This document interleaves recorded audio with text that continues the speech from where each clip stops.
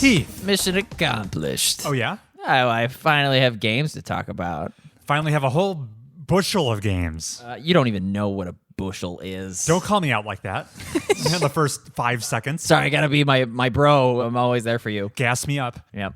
On what show is this, Heath? It's Mobius Tubes. That's right. This is essentially the season finale of this year of Mobius Tubes.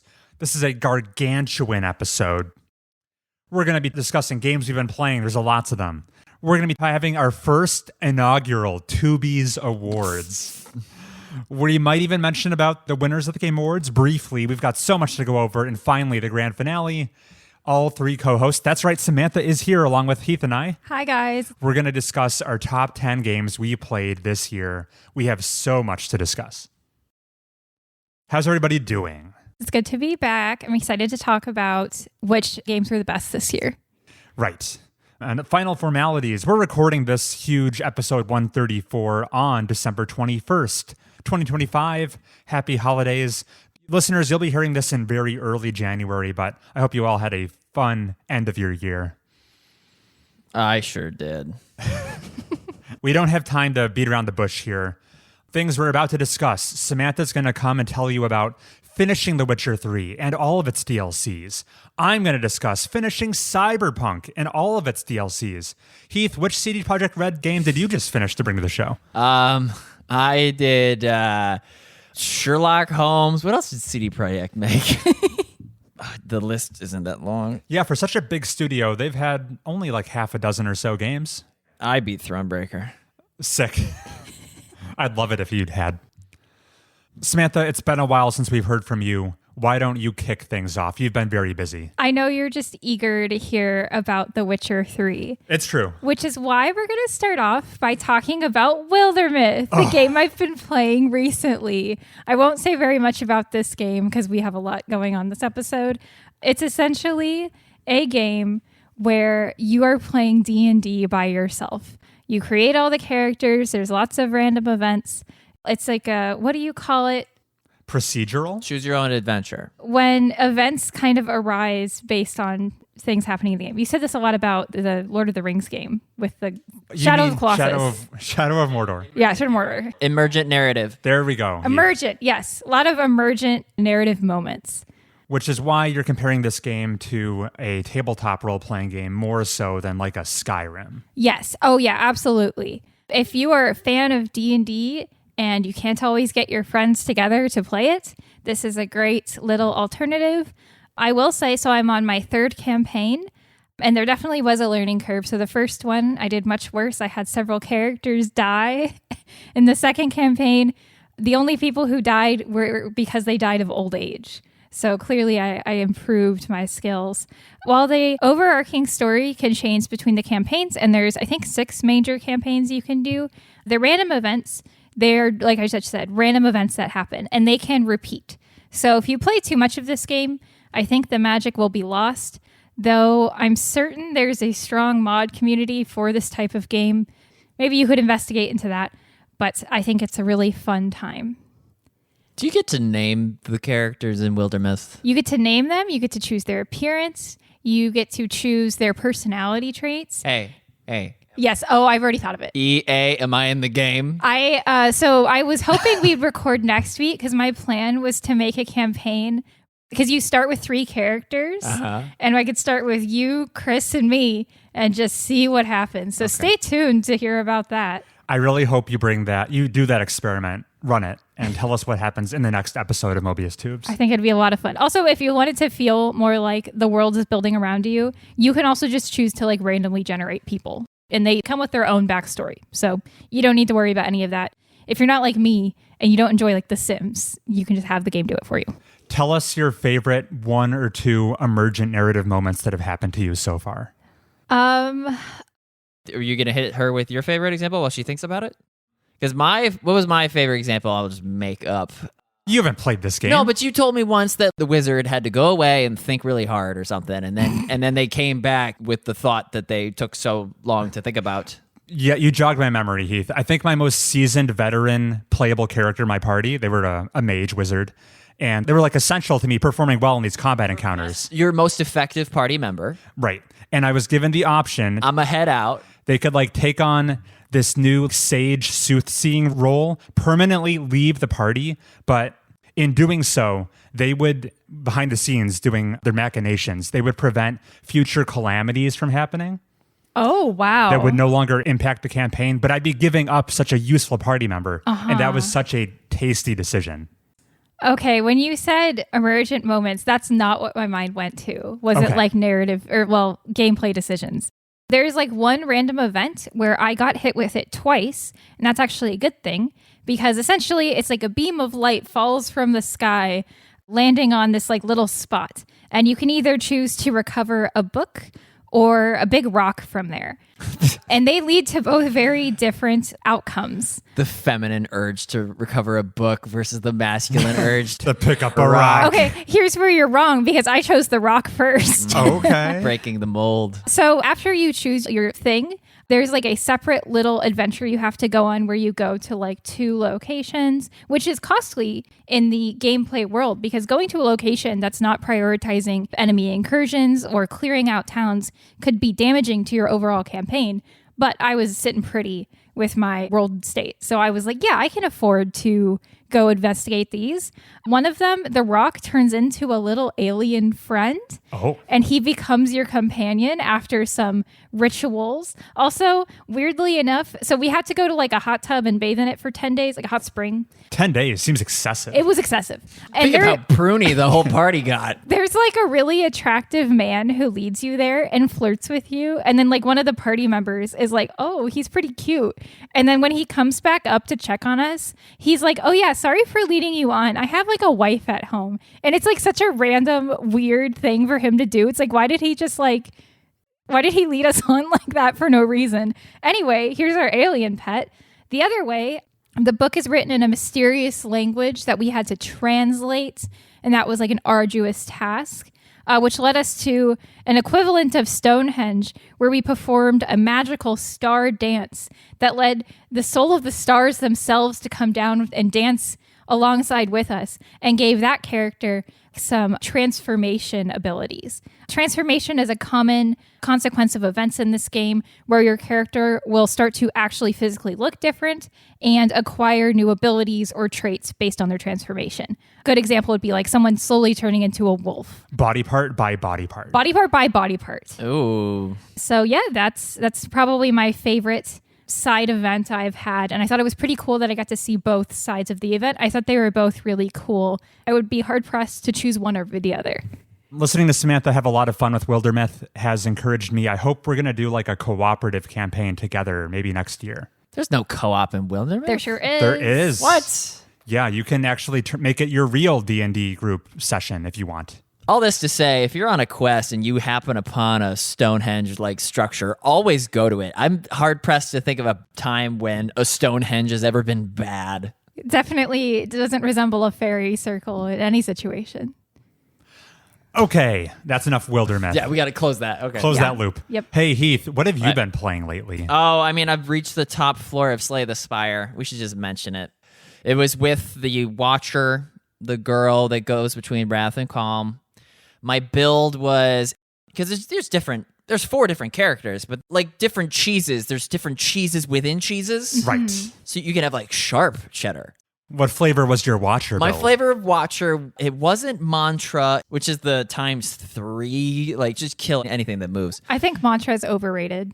Overrated. Okay. Yeah. All the Hindus listening just got not triggered. in this game Slay the Spire. I was doing the one, I think it's like follow up or follow me.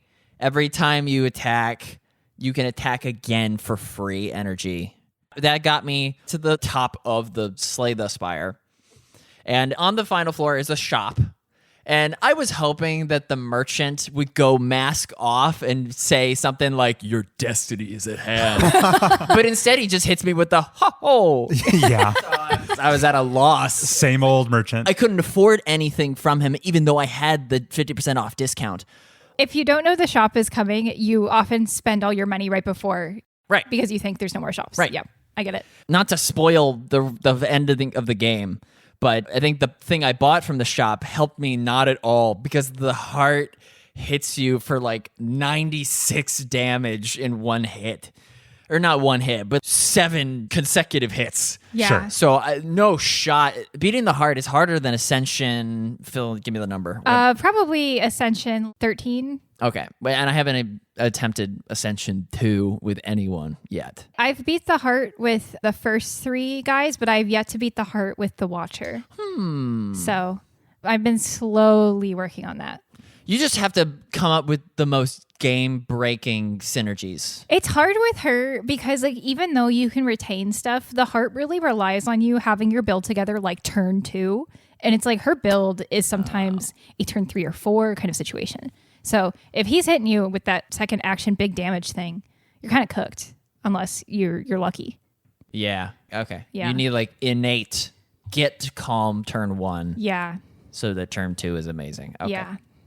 That's Slay the Spire.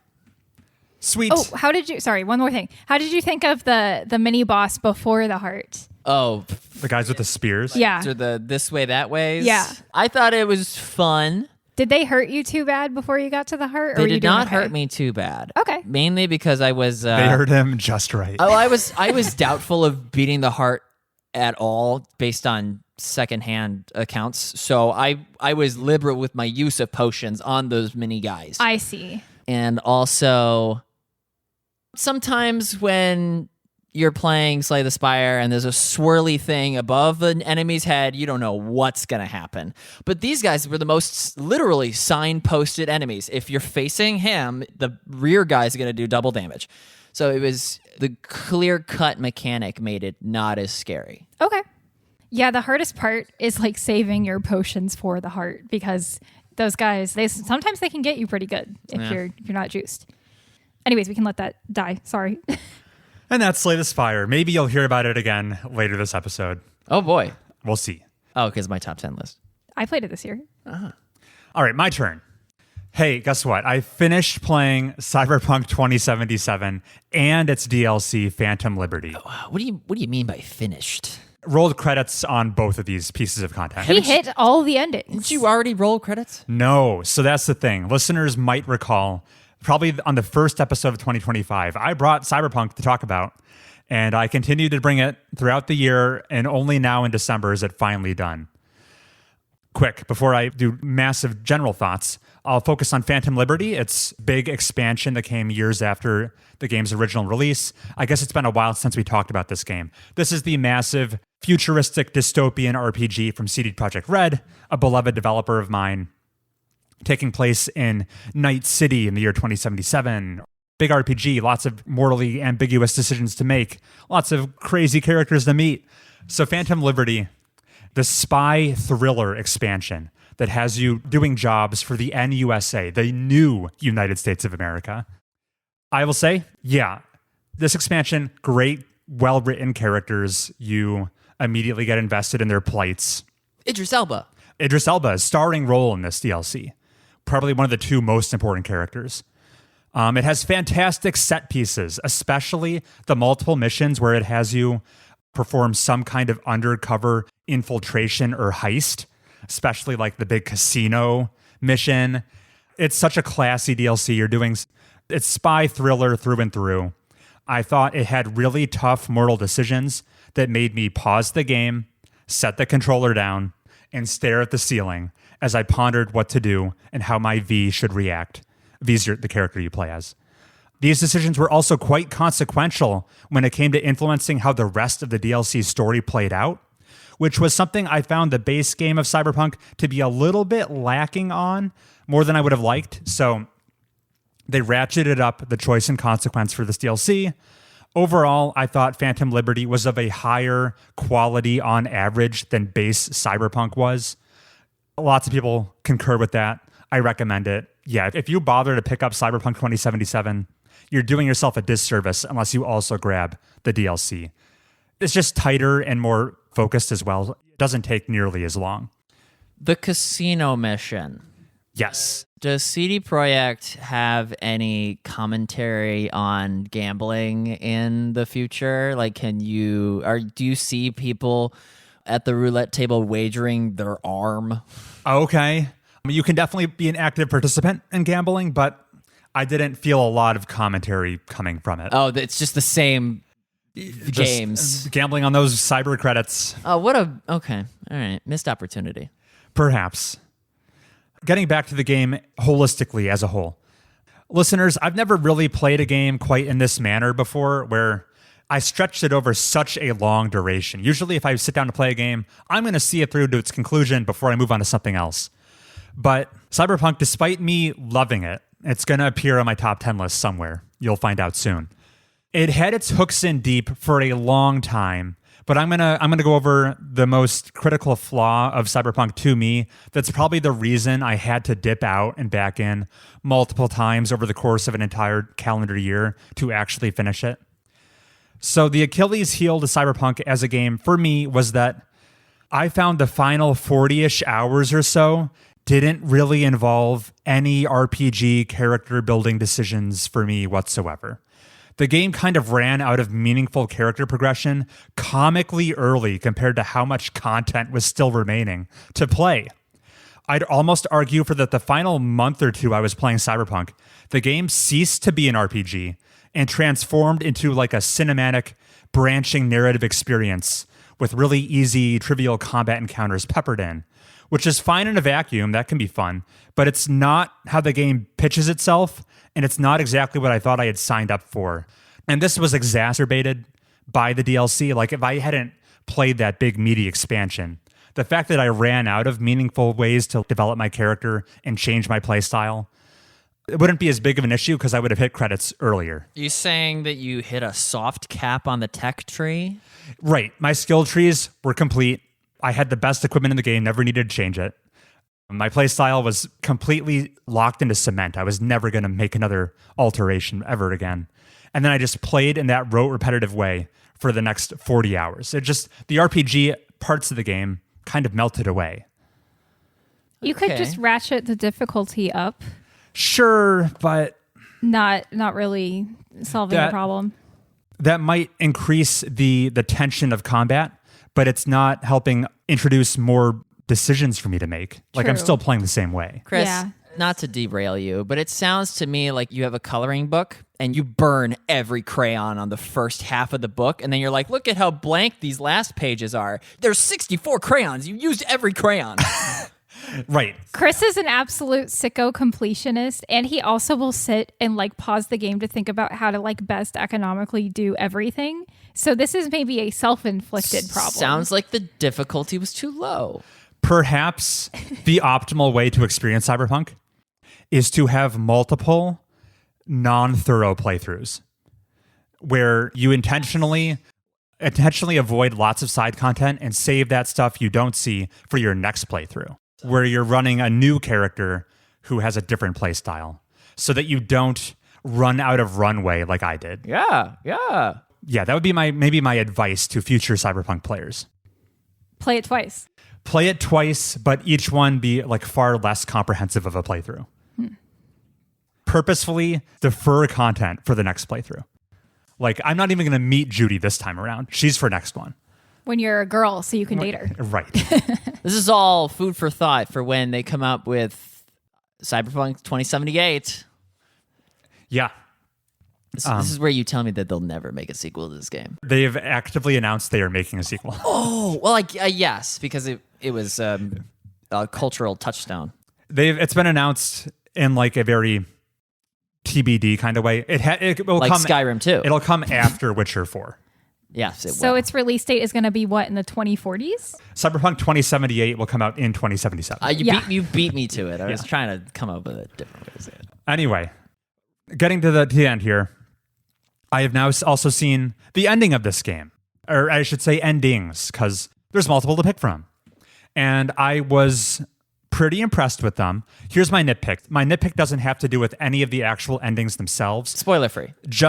I'm keeping this spoiler free, very general, vague, sweeping statements. My issue with the endings was more about how they handle the prerequisites to be able to experience them, which is just that it felt, I would have liked in a big RPG that's all about defining the way you play and the story you are presented with, the story you tell. I would have liked something closer to a Witcher 3 the way they handle that game's ending, where the way you played the game in its entirety kind of dictates the ending you receive. I didn't choose my ending. My ending was chosen along the way. Cyberpunk 2077 skews more towards the ending of the Mass Effect games, where at the very end, they give you the multiple choice. Which one of these options do you want to make your ending? It's not really dictated by how you were playing up until this point. I feel like you're doing Cyberpunk dirty by comparing it to Mass Effect. I think the actual content of the endings is probably a lot stronger than Mass Effect's. Yeah. Here's what I'll say. There's technically some prerequisites you must accomplish to be able to unlock certain endings as options, but the prerequisites are so light, they almost felt like participation trophies. I can't envision anyone who, like, with a modicum of seriousness played this game wouldn't have all the endings available to them. I would have liked some harder requirements to hit for certain things. Maybe mutually exclusive requirements. Mutually exclusive requirements would be a good way to absolutely solve that problem. Mm-hmm. But I think for the vast majority of players, you're just going to like, here's the 3 or 4 endings that exist in the game, and you can choose anyone you want. Doesn't matter what you did up until this point. So that's my nitpick, my gripe. As far as the actually experiencing the endings themselves, I felt compelled to see them all, aka like reload my save at the critical decision point and go down the different branches. And I thought they were by and large great. I thought they thematically made a lot of sense with the messages of the game. They were all varying shades of bittersweet, and I was super compelled by them. Some more than others. I would maybe point to, I think there's one called The Sun that was maybe my least favorite. But then other ones like The Devil, even though it's such a downer, thought it was fascinating. The Stars is great. The Tower is maybe one of the saddest series of events I've seen depicted in a video game, and I've played the Nier game, so that's saying a lot. Does it reprise, this is not going to land, but does it reprise the sad Keanu Reeves on a bench with Johnny Silverhand? Have you seen that image? Surely I have. Sad Keanu on a bench? Maybe not recently, but I think I have. All the endings have tarot card names? Yes. Okay. Yeah, there's tarot cards in this game. Yeah. Isn't there in every RPG?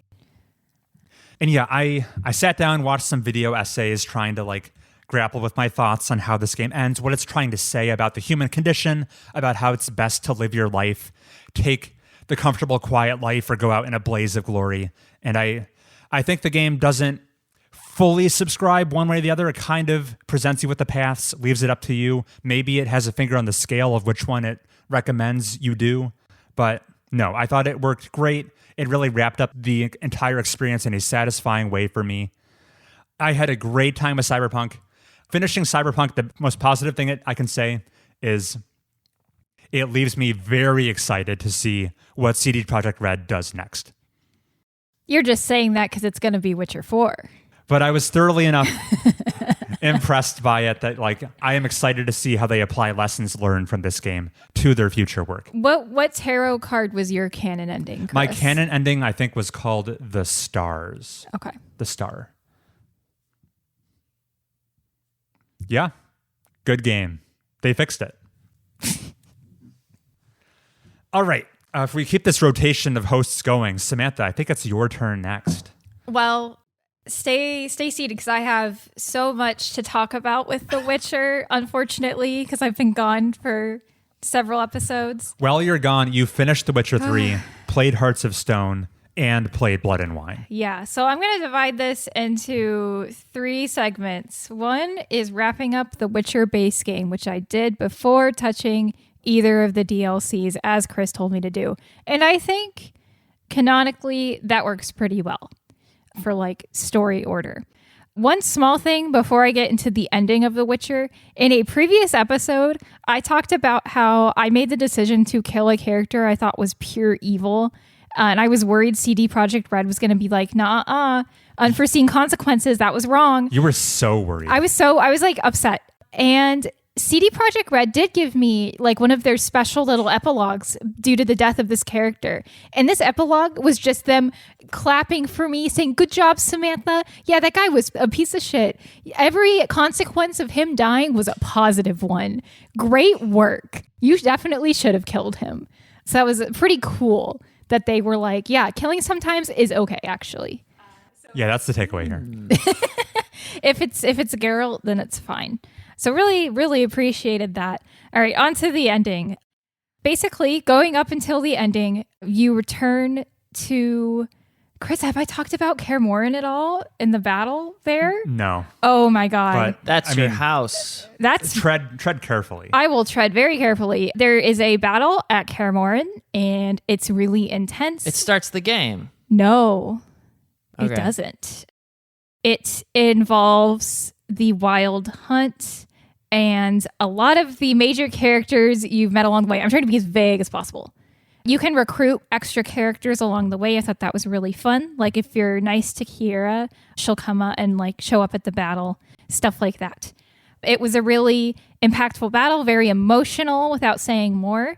Following those events, guess who you finally are able to find after like 80 hours of gameplay? Vizimir. Ciri, who you've been looking for the entire game. I don't feel like it's a spoiler to say that because that's literally your main objective right out the gate. You do find her. You succeed. Hanging out with her was a lot of fun. I didn't really know the character of Ciri well because I only read the first book, and she's not in the first book of the Witcher series. It was great getting to know her. I think she's a really likable character. Throughout the game, you've been getting to play as her, which I'm not as hot on. I hope The Witcher 4 has more compelling combat. You weren't hot on it? Have I got a game for you, Samantha? Witcher 4, that's all you do, probably. She's going to have a tree to upgrade, which will be nice. So I really enjoy getting to know her, getting to see her and Geralt's dynamic. It's very clear how much they care about each other and how much they like have that parental dynamic, even though her family history is quite strange. Then we go into, I'm just skipping over like swaths of content because A, it's spoilery, and B, we have a lot to talk about. The ending of the Witcher 3 base game was really good. It's like Chris said, my decisions throughout the game were tabulated. I didn't make any choices in the ending of The Witcher 3, which probably takes like an hour and a half to 2 hours to play out. But along the way, I had made small choices, and some of them very subtle. It's not like Mass Effect where you're like clicking the blue option. They're very much like, how do you treat other people in a very subtle way?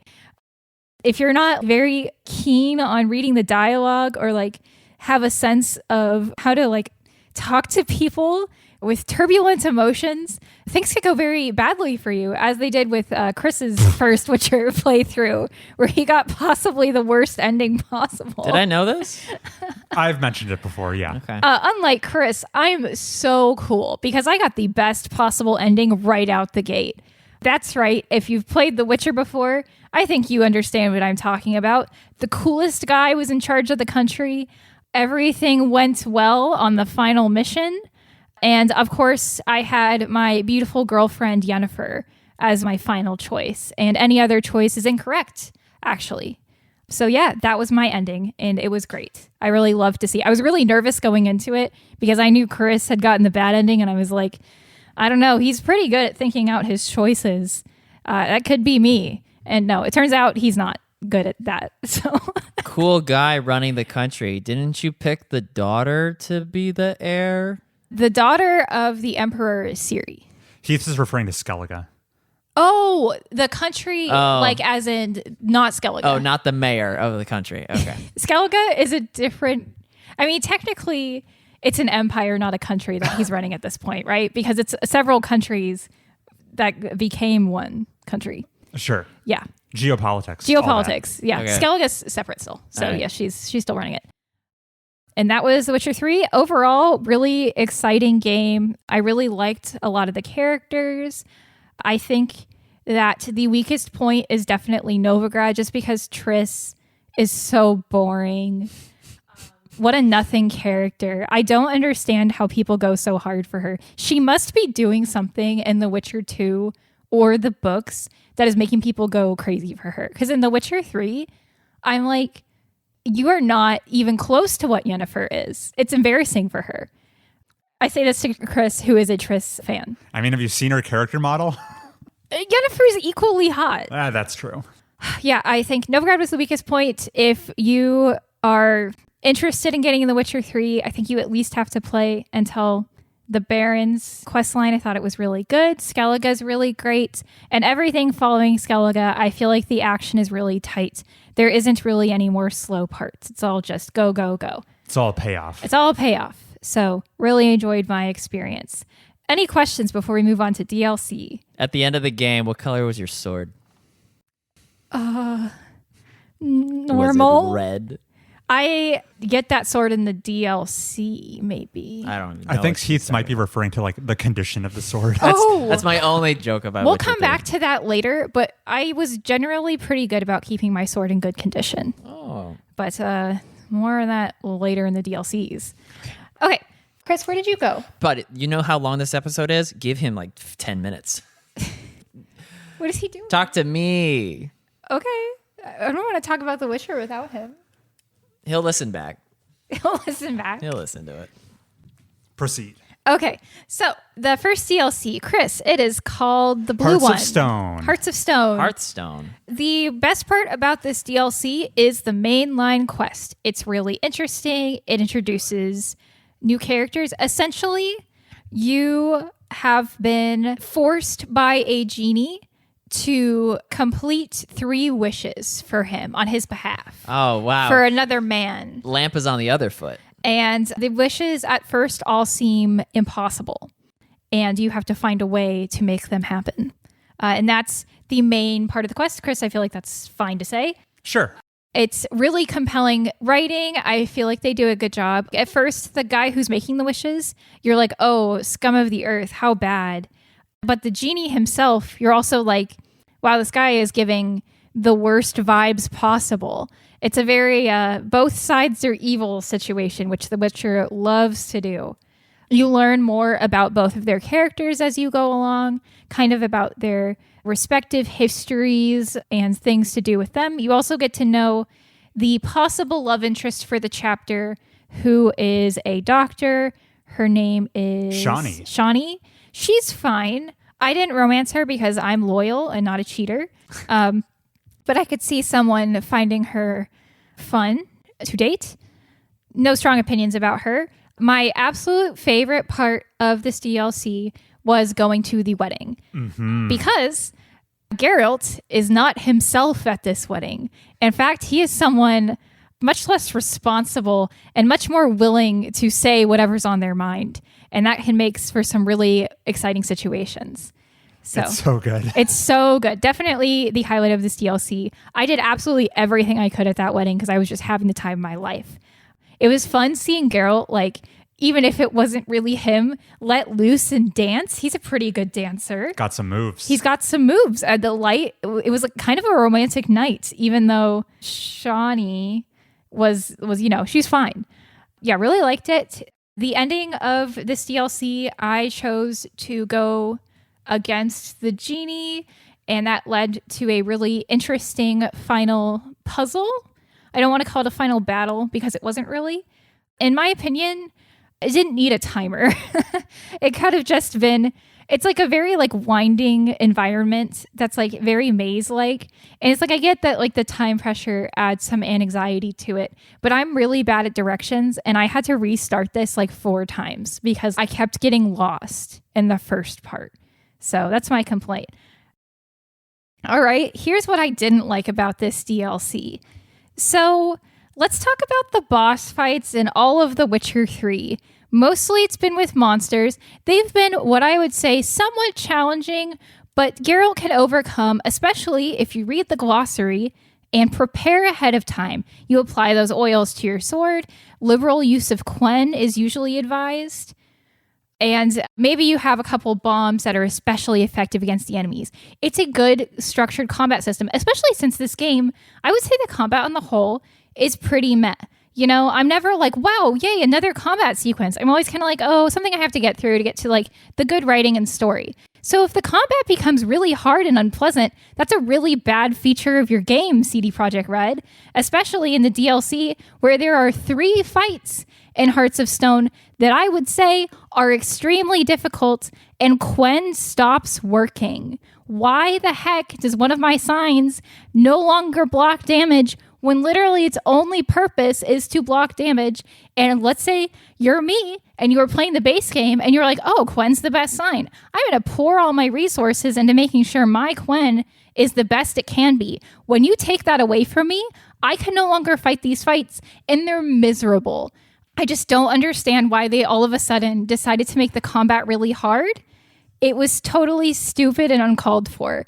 Really made me frustrated and angry playing this DLC because I didn't even care about the combat. That's not the good part of The Witcher. The good part of The Witcher is the story. And they were progress blocking me from the story because the stupid Wraith kept going in the paintings and fully healing. And it's like, everyone's like, oh, set the paintings on fire. And it's like, dude, if I turn around to set the paintings on fire, which is nearly impossible because Geralt's gaze locks on to the Wraith and the painting's behind you. So you have to like kind of dance out of the way and he can't run during combat. It's a whole thing. And it's like by the time you set the painting on fire, it's like she's already activated another painting.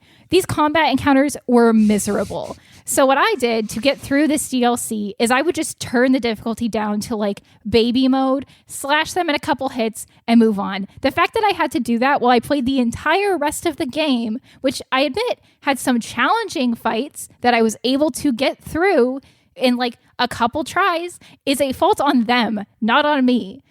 So stupid. Didn't like it. Why'd they do that? Chris, your rebuttal, if you have one.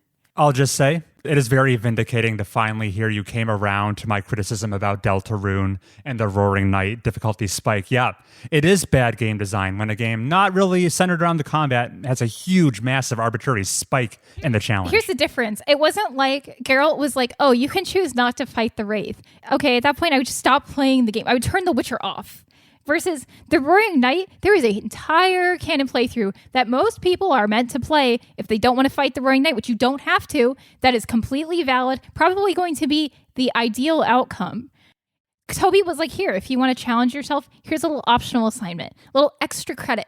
Versus this is like the teacher being like, oh, yeah, you guys have been studying the history of China this whole semester? Great. Here's a in-depth test about the history of Sudan. Good luck. I'll agree there is a major difference between these two cases, but you misidentified it. It's that you were able to put Witcher on easy difficulty and get through the fight, where Deltarune gives you no such recourse. You're just bitter because Heath beat the Roaring Knight twice before you could beat it once. And Toby Did you do it twice, Heath? Yeah. Also, Toby made it easier. Right, which I feel like extra vindicates me. It was intentionally no one too at CD hard. Projekt Red has fixed their mistakes. I am saying that Toby was like, yeah, it was a little bit too hard. Here's a little fix. Also, it was totally beatable before. There is you succeeded in Witcher. You got the fix. You just bumped difficulty down if you don't care about that I just made it in baby mode. Yes. But I felt like my victory was taken from me because I've been able to play the game all the other times at By normal. your own self-admission, you don't care about the combat. So what does it bother you if you bumped I don't it down like easy? CD Projekt Red making me feel like a fool. I wanted to play the game normal. I don't know why they were like, all of a sudden, let's make it Dark Souls level difficulty. So stupid. And I'm not talking about the Toad fight, which apparently Chris thought was hard. I thought that fight was pretty easy. So that's all I have to say about Hearts of Stone. Overall, story, great. Combat, the worst it's ever been in The Witcher. I say confidently. Just wish they just hadn't done that. You mentioned glossary. What's the word that it's like the book of all the enemies that you fight? Is it the bestiary? I was going to say monsternarium, but Monster Manual. I love the word bestiary. It's so cool. It's a good word. It's a invention of the world. 10 out of 10, no notes. Yeah. And it's a very useful tool that like don't underestimate it if you're playing Witcher for the first time. Very useful. And then Blood and Wine. All right, let's go to Blood and Wine. Keep this party going. Last one. This is basically Geralt's little epilogue of what he's going to do in retirement. Except it's not little. It's quite large. But it's quite large.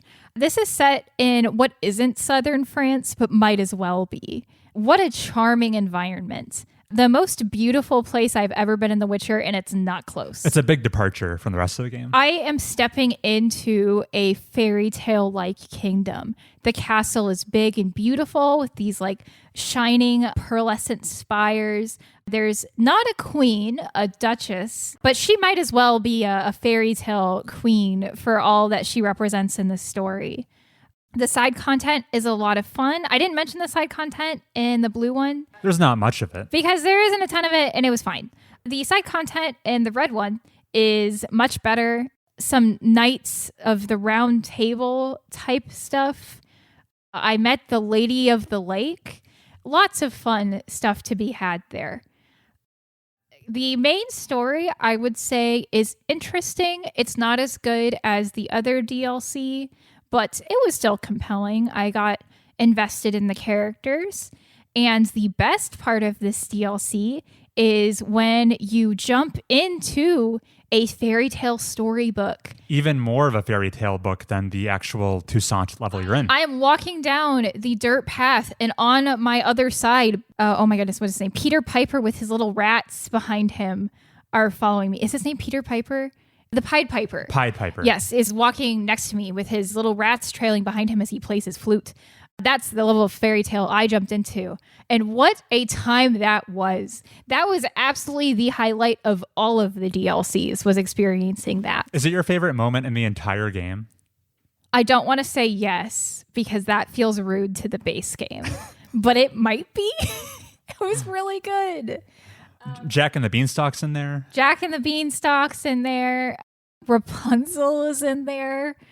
Now, of course, it's The Witcher, so there's like dark twists to everything I'm talking about. It's not just all girly stuff, but it was quite the adventure. A question. If I play The Witcher 3 Wild Hunt, am I going to have Heart and Stone and Blood and Wine? Yes. Or is it going to default to my copy of the game, which lacks the DLC? You can select to change your I copy could of the family game. share to your guys' copy. Yeah. Okay. All right, good. Your guys's. You think I'm buying games these days? You guys are the same to me. True. The romance interest in this DLC, I won't say who she is. She was definitely more compelling than Shawnee. I liked her quite a bit. She tempted me more than Shawnee to cheat on Yennefer, but I stayed true because I'm a good boy.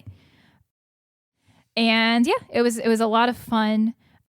It starts off as a serial killer murder mystery, and then it leads to sort of this intertangled political plot happening with a lot of revenge stories going on. And it ends with Geralt owning his little vineyard, and Yennefer shows up and she's like, I missed you. And then you guys retire together watching the sunset until Chris makes you reboot the game because you didn't play the Roach quest like you were supposed to. There's also a side quest in this DLC where Roach, your horse, is the main character of the side quest. Man, it's so good. And Chris kept teasing me that there was going to be a horse quest in this game, and I thought he was pulling my leg. But what a fun time. So I really like this DLC. Unlike the blue one, it only had one boss fight that I thought was extremely difficult and like unnecessarily difficult. Because once again, the boss just ignores Quen, which is so stupid. Like, what a dumb gimmick. Chris, in Deltarune at least, he doesn't ignore your attacks that have previously been successful. You know, this game is just like, oh, we're never going to say that Quen no longer functions, but we're just going to act as if it doesn't. So stupid. Anyways, that one fight, I also just knocked the difficulty down to easy so I could beat it. I Googled, I looked on Reddit to see how people were beating this, and everyone was basically like, yeah, I don't know why this fight was From Software level hard. So I'm not crazy. It's not a skill issue. Unlike several of Chris's friends, I could actually play Hades and Hades 2 without crying. So I know how to play video games. That's not the issue. These fights are just stupid. It's this is why I don't play From Software games. I don't like really hard boss fights that take 20 plus tries to beat. It's not my cup of tea. I know I was looking for an excuse to cram in and relitigate my Deltarune complaints, but I agree with your assessment. There are some strangely obtuse and really hard fights in the DLCs that needn't have been there. I don't understand why they're there at all. Unlike Cyberpunk, there is kind of a little skill tree they give you in the DLC to upgrade Geralt, but they might as well not give it to you for all the good it does. So essentially, they've given you no real way to upgrade your character. Your gear gets a little bit upgraded, and it's not, if you're making the boss fights contrary to the play style of your character, it doesn't really matter how good your gear is or if they give you one little extra ability to use. That's so irrelevant at that point. Anyways, my biggest disappointment with the DLC, other than the boss fight being stupid, is I was hoping I had kind of made choices in this DLC leading me to one direction. And I was like, oh, this character, I can probably like pacify him and not kill him due to all the choices I've made to encourage that. And no, the game ends with you fighting that person no matter what. So I would say that in the blue DLC and the base game, I keep calling them red and blue because I don't remember what they're called. Blue is Hearts of Stone. Red is Blood and Wine. Yes. The blue DLC, there was definitely a decision you made at the end, and you could play as if you were making the decision all along. Obviously, in the base game, there's a huge departure in the ending. In the ending of Blood and Wine, Whoa. There we go. It can be done. I think there are alternate endings, but there was a person I was hoping it would be possible to spare, and that was just impossible regardless. And I felt like that was, I don't know, kind of lame in my opinion for how bent they are on making decisions. So that's The Witcher, Chris. Woo! I did it. I completed it. The horse quest. Do animals talk to each other? Yeah, they do. Yeah. Roach's voice is hilarious, considering Roach is supposed to be a girl. Please tell me it's like Sean Bean or somebody awesome. I don't think they got someone, but like Roach is a girl, Chris. A mare, yeah. All of Geralt's horses have been girls, and they've all been named Roach. Right. Roach sounds like a comedian, like a man. Like a Jerry Seinfeld, like, what are these apples? That's closer than you would hope, actually. But it was pretty good. I liked talking to Roach. He was pretty funny. Sweet. All right. I guess I must cut you off there, Samantha. I'm sorry. Yeah. Damn. Hey, Heath. What else have you been playing? All right. Chris gave me a gift last episode in the form of Ball Pit. Woo! There was no way I was going to finish Stardew Valley, and League of Legends is taking its time. So much in the way that boats have life preservers, Heath has a list preserver. Let's talk about Ball Pit. All right. Ball Pit is an addicting 2025 roguelite that pits you against wave after wave of enemies. And if you survive the 15-minute ordeal, you will be treated to a base building game that scratches a different but no less satisfying itch. Before we go any further, I'd like to outline all the things we're not going to talk about. We are not going to talk about how I didn't realize you could rotate the buildings until 16 hours in. That's key. We're not going to list every cool combination, even though that's the most interesting part of the game. Of fusing balls together. Yes. That type of thing. And we're not going to talk about what I could have done for 25 hours instead of Ball Pit, because this game is a blast and I have no regrets. Nice. This game has girl game levels of cozy. Oh. I'm settled into my bed, hunting evolutions like my name was Charles Darwin. Fusing two balls together is so fun and reminds me of Little Alchemy. I also like that they went with fission and fusion, because what are atoms if not little balls? They could have been lame and called it upgrade or synergize, but I like that they kept it ball-centric. The harvesting is an art form. Sometimes you'll only get 5 wheat and 3 wood, but then sometimes your guys will ping pong through the cracks between 2 buildings, gaining speed with each collision, and before you know it, your town has a uterus worth of little guys zipping around. A uterus? Because I got it, Heath. Oh. I confirmed something about myself that I hinted at during Hades, which is I am an ability junkie. Mixing and matching different power-ups is like crack. And like crack, after that initial high of discovering unique combinations wears off, it's never the same. The Cogitator is a character that you can play as in Ball Pit. At first, I thought this character is so annoying. He's the one that picks upgrades for you, Right. taking away your agency. I thought I'm going to have to play so perfectly to make up for his poor choices. And then on my first run, he made overgrowth cross laser beam. And I said to myself, Tater, take the wheel. I've had similar experiences with him where he embarrasses my performance. Yeah. Which is interesting, right? Do they have perfect knowledge of all the combinations, or is it just what you have unlocked in that moment? No way to really know without diving into the code, but he seems to make excellent decisions. Yeah. It was a good thing I beat Hades before I started playing Ball Pit, because I would have felt the way horse owners did about the invention of the car. Ball Pit is more refined, a smoother ride, and gets me where I need to be faster. Hades, you gotta feed it, pick up after it, talk to it. Ball Pit doesn't say a word. They just look at you with 16 variations of the face that I make on the toilet. The characters all do make that same expression.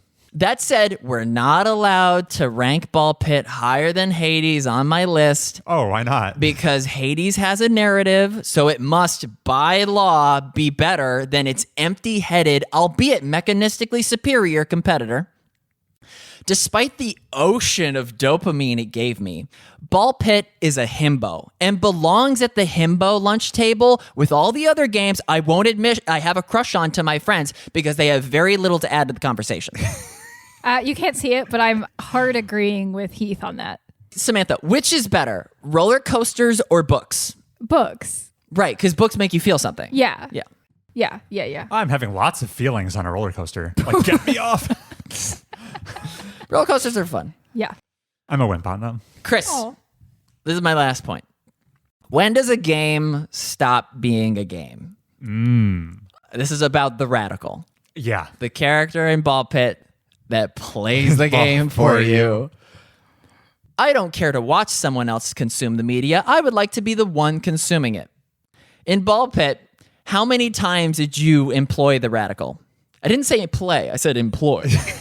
It's probably numbers around the 2 to 3 dozen mark. He was using him to mop up achievements. Yes. Great. As antithetical as that character is, does the novelty of it absolve you of hypocrisy? Or do you rationalize that some level of interactivity is preserved through your adjusting of the brightness? All right. To be fair, the entire harvesting half of the game was still completely under my control. Even once I was employing the radical under my paycheck, multiple times I completely reconfigured the town to make it more optimal. I was still very much an active participant on that part. Chris wasn't even looking at the screen when the radical was at work. Point B, the radical is baked into this game as an intended part of the gameplay experience. That gameplay being, like you said, the game takes the wheel for you. And I think that's the logical conclusion to Ball Pit. The game, it's all about automating the experience more so and more so. And that's just the ending it builds towards. Yeah, that's a satisfying answer, I guess. It looks like the marriage of two really cheap mobile games, but it plays a lot better than that.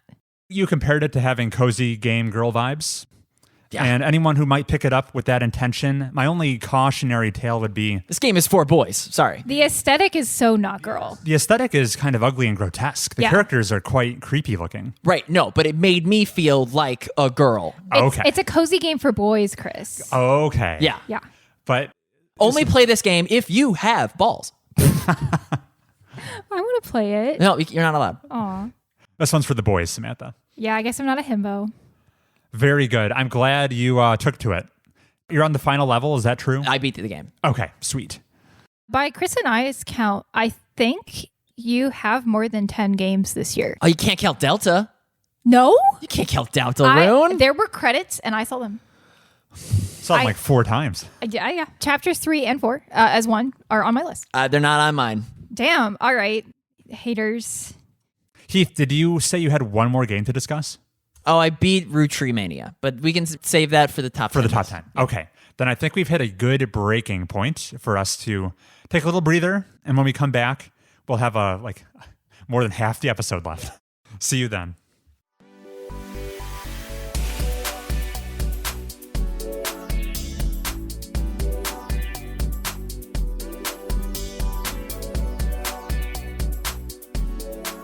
And we're back. We're back.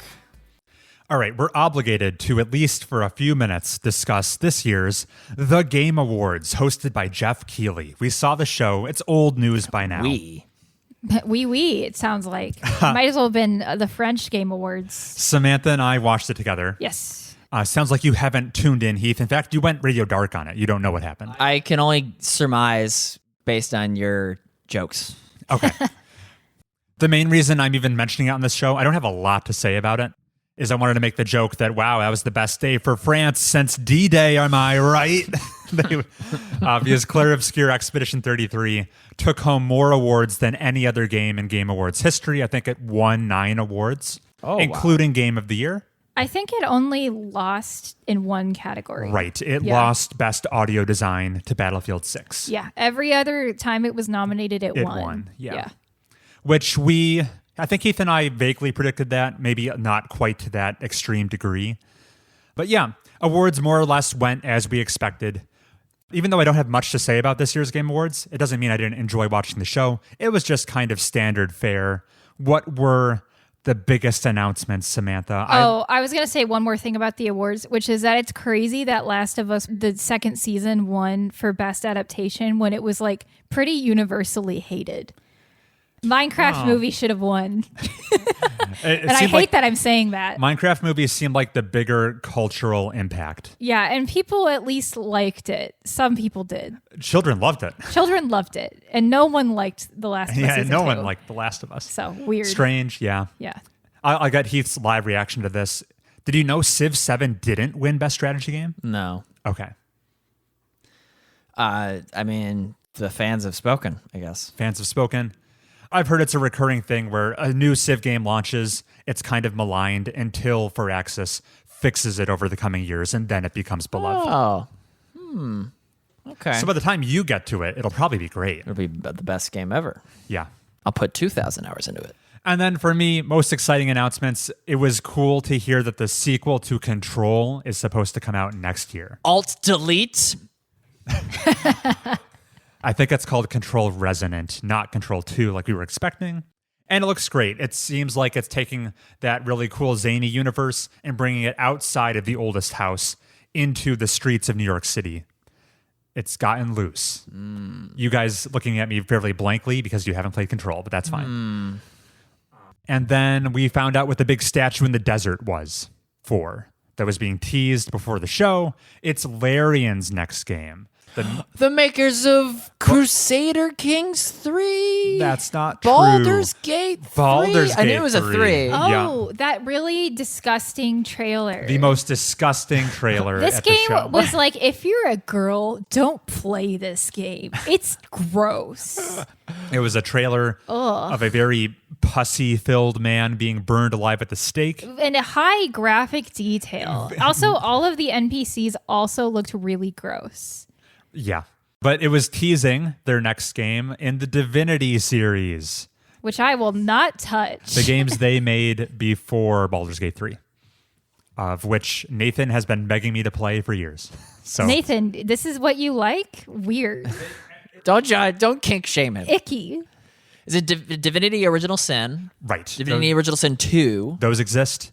Apparently this next game is just called Divinity. I like it. They're bringing it back. Why not?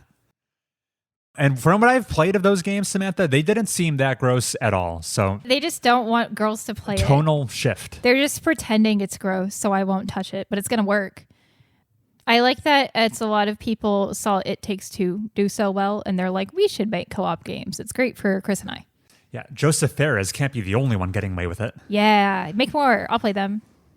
And yeah, a couple of shutouts that was surprising to see Split Fiction take home 0 awards. Surprising to see Death Stranding 2 take home no awards.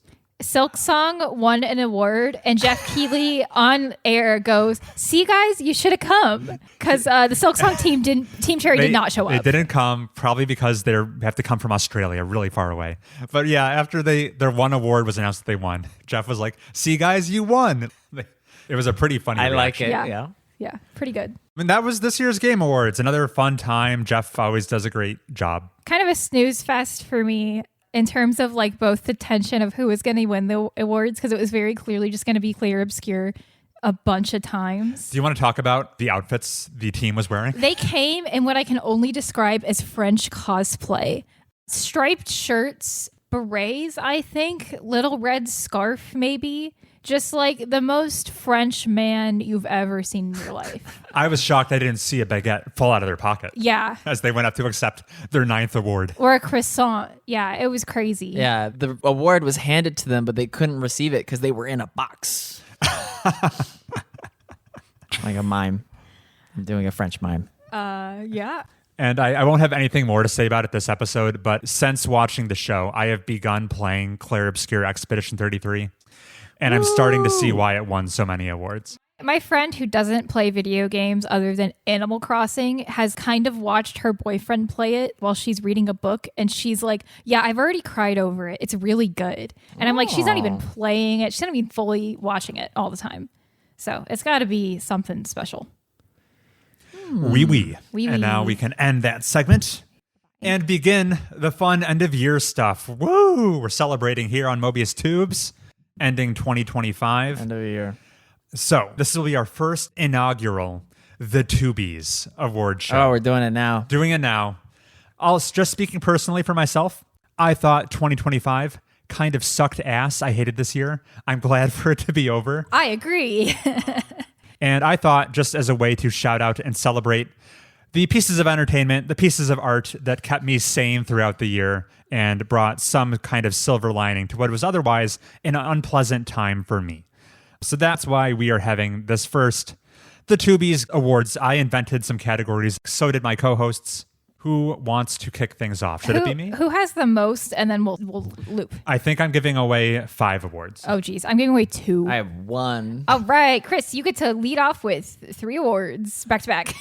I'd rather do them all Okay. continuously. Go ahead. Does that change the order we should go in? No, you go.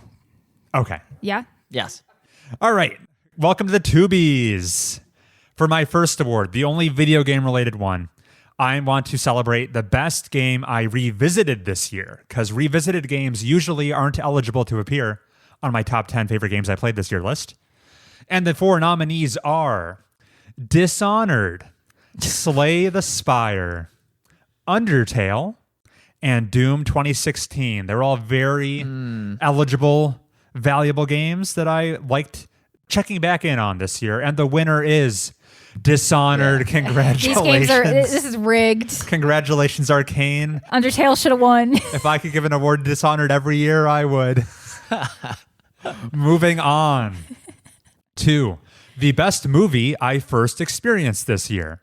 And the 4 nominees are Fight Club, Ocean's 11, Ooh. Oh. I had him watch That was that. one after another, probably. Megamind, and K-pop Demon Hunters. And it was a close call, but the winner is Ocean's 11. Really Okay. good heist story. Seemed classic. It's aged great. Yeah, seemed timeless. I loved it. But you loved all of those. Oh, everything nominated I was really high on. Yeah, I want people to know he loved Megamind. On all categories, everything I nominated, I was quite high on. I can't say the same. Okay. You might be able to pick out Brad Pitt in the future. Maybe. I'm getting He's close. so bad at celebrities. I would doubt it. Brad Pitt was the voice of Super. What's Metro Megamind's Metro Man? Oh, okay. There you go. I'm learning this in real time. Moving on to the best live action TV show I first experienced this year. Oh, Succession's on here. And the 4 nominees are Succession, seasons 1 through 4, True Detective, season 1, Severance, season 2. That's an Apple TV show, a sci-fi premise. I was thinking of. Sorry, I got Succession and Severance. They occupy the same neuron. I accidentally wrote Succession twice, so I was also confused. And the 4th nominee is Ted Lasso, seasons 1 through 3. Woo. With one honorable mention to Pluribus, which can't be nominated because it's not done airing yet. And the winner goes to True Detective season 1. I was Wow. fully enraptured in that. Shocked. I shed a tear. I wish I could have given it to Ted Lasso, but honestly, I just like True Detective a little bit more. Wow. I thought it was between Succession and Ted Lasso. I'm shocked to hear True Detective even win. Succession is honestly maybe 4th place out of 4. Would I like Pluribus as much as the other Vince Gilligan's? Because you're a Breaking Bad fan. And a Better Call Saul fan. Let's see. And an X-Files fan. Okay. It would probably be most similar to X-Files. Yeah. Because it's a lot less plot and dialogue driven than Breaking Bad. It is a slow burn, but it's banking on a really cool premise and seeing it fully explored. Okay. There will be entire episodes that have only a few lines of dialogue. Odd. So, very big departure from Breaking Bad. Moving on, I have 2 categories remaining. The best anime I first experienced this year. Heath puts his head in his hands and goes to bed.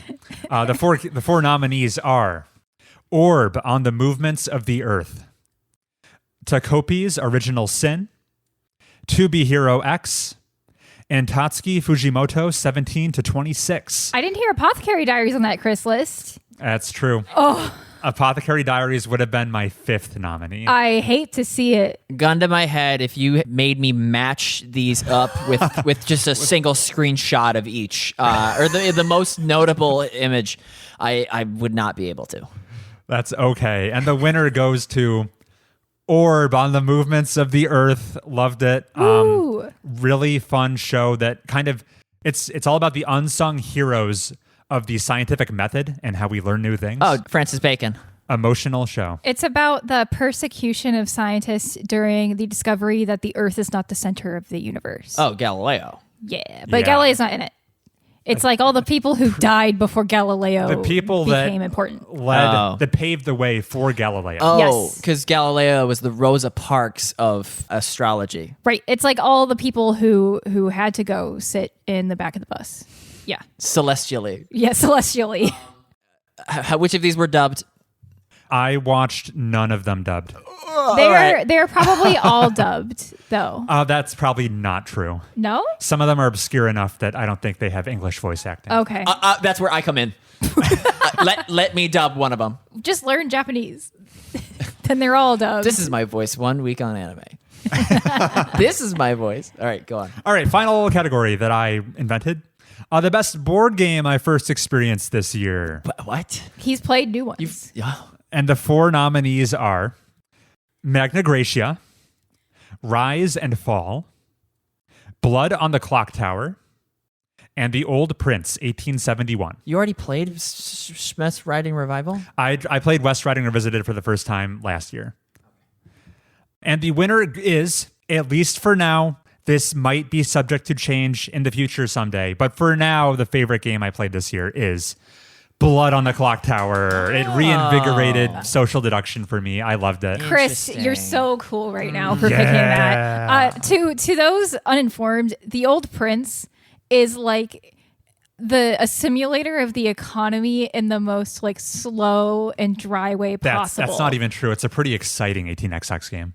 I like them, but like if you are a novice in board games and you go to play any 18xx game, you're going to be like, Chris is having fun doing this. What's with this spreadsheet? Blood of the Clock Tower, you could bring your child to come play and they're going to come away being like, wow, what a fun time that was. So that's why I'm saying Chris is really cool for picking the crowd pleaser as his favorite. It pleased me. It pleased everyone. All right, those were my categories. Thanks for indulging me. And now you two should tell us about your awards. Heath, do you want to go last? Yeah. Okay. Save the best for last. Okay, I have 2 categories. One is going to be best anime. So something you should know about me is I don't watch television at all unless I'm with Chris. And almost the same could be said for movies. I take the controller away from her when I'm I not just around. don't like it. I play video games and read by myself. So I only watched 4 anime this year, and that'll be really apparent by my 4 nominees. Because I have Orb. I didn't write down the full title. Orb on the Movements of the Earth. Thank you. To Be Hero X, Apothecary Diaries on the list as it should be, and unfortunately, Cyberpunk 2077. That's not the name of that anime. Oh, whatever it is. Edge Runners. Edge Cyberpunk Runners, thank Edge you. Runners. And surprisingly, it wins. And the award This goes is the to... equivalent of like Last of Us Season 2 being nominated at all, and somehow it won. Cyberpunk did not win. My winner, because Chris put Orb for his winner, I chose Apothecary Diaries. What a fun anime. Is that still accurate if I didn't give the award to Orb? It would have been tighter. Okay. Yeah. So this is a participation trophy. No. What's it about? Apothecary Diaries is set in ancient China, where a girl gets sold into the rear palace, which is where all the emperor's concubines live. She works as a servant there, but she's really smart. She's an apothecary, and she solves mysteries. It quickly becomes a crime procedural. But with a really strong plot through all the episodes about like political intrigue and the bigger mysteries surrounding the palace. Really good show. And the protagonist, Mao Mao, is probably my favorite protagonist I've seen in an anime or maybe a show all year. I love her. I'm glad you specified protagonist Mao Mao because I was thinking of the cat in the show, also named Mao Mao, who's my favorite character. Yeah, don't get that twisted. Don't get that twisted. Anyways, really fun show. Chris not putting it on his list is actually a crime, I think. Against It was me. number 5. I'm sorry. Well, shut up. My other category is the best book I read this year because I read a lot of books. I listen to a lot of audiobooks. I'm not just like sitting in a chair reading.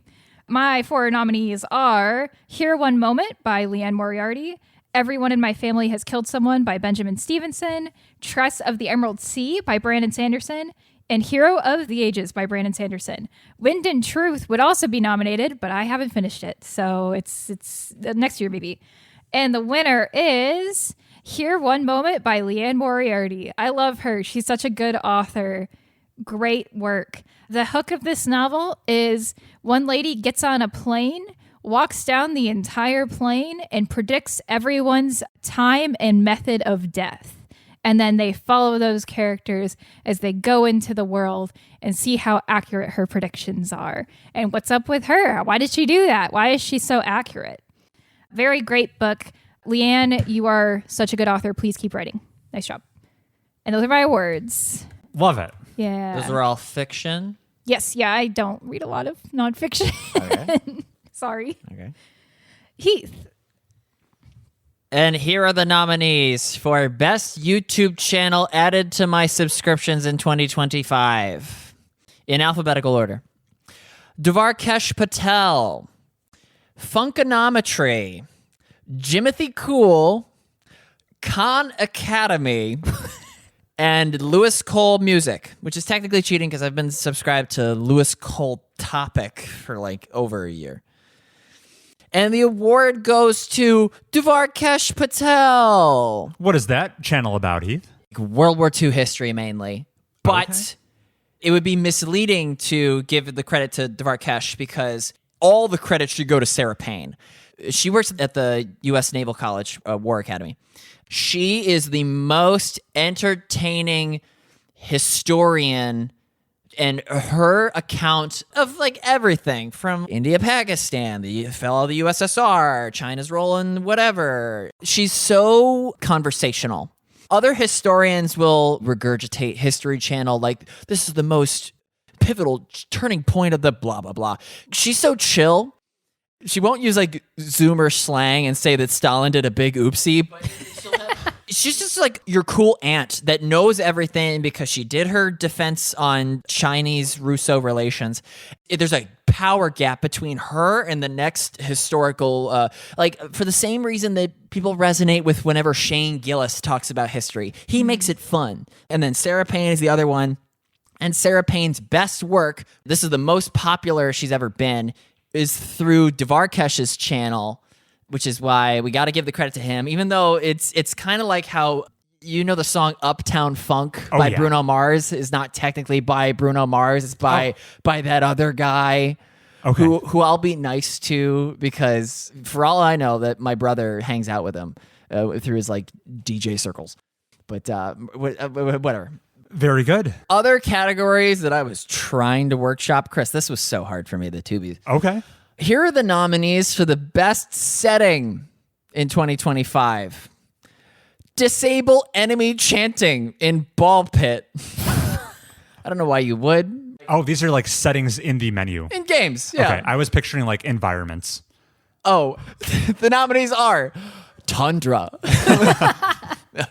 Disable enemy chanting in Ball Pit.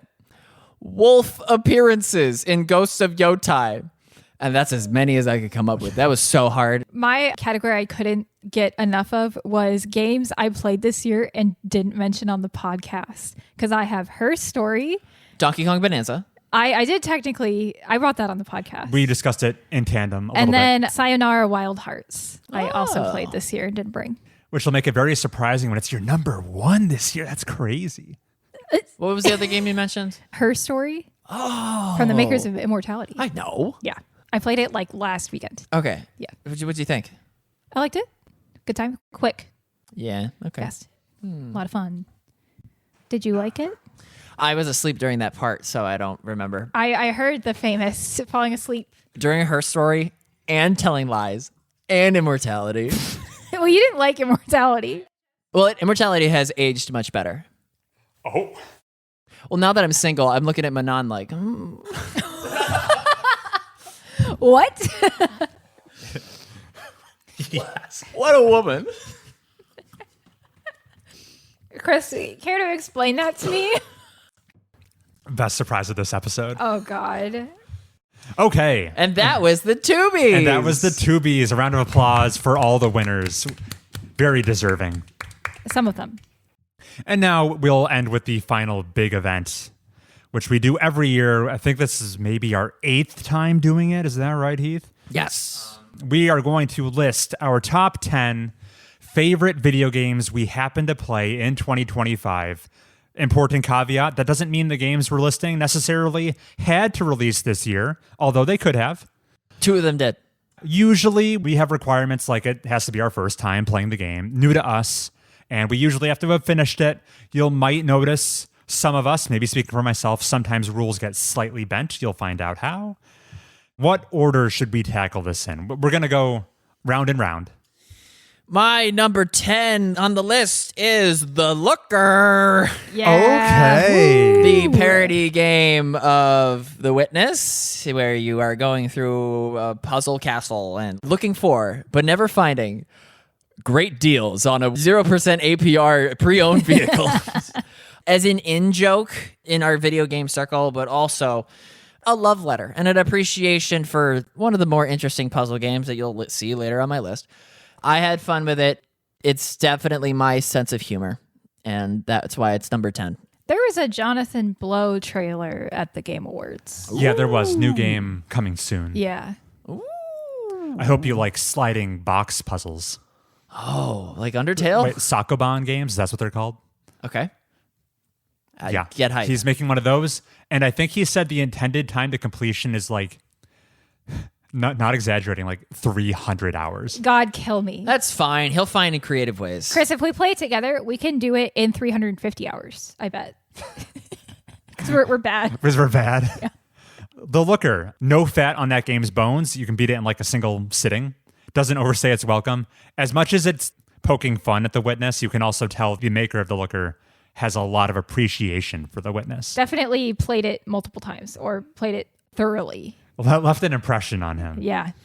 It's definitely quotable. Yeah. Needs more loops. And one of those rare comedy games that does it really well. It's funny. My first and last entries on this list are comedy games. Oh, okay. In a way. I wish I had a memory. What's your number 10, kids? My number 10 is Life is Strange. Okay. Big It surprise made from it. Chris. Yes. What a fun time it was. Story was really strong. In terms of narrative stories I played this year, maybe not the absolute strongest, but I definitely liked it a lot.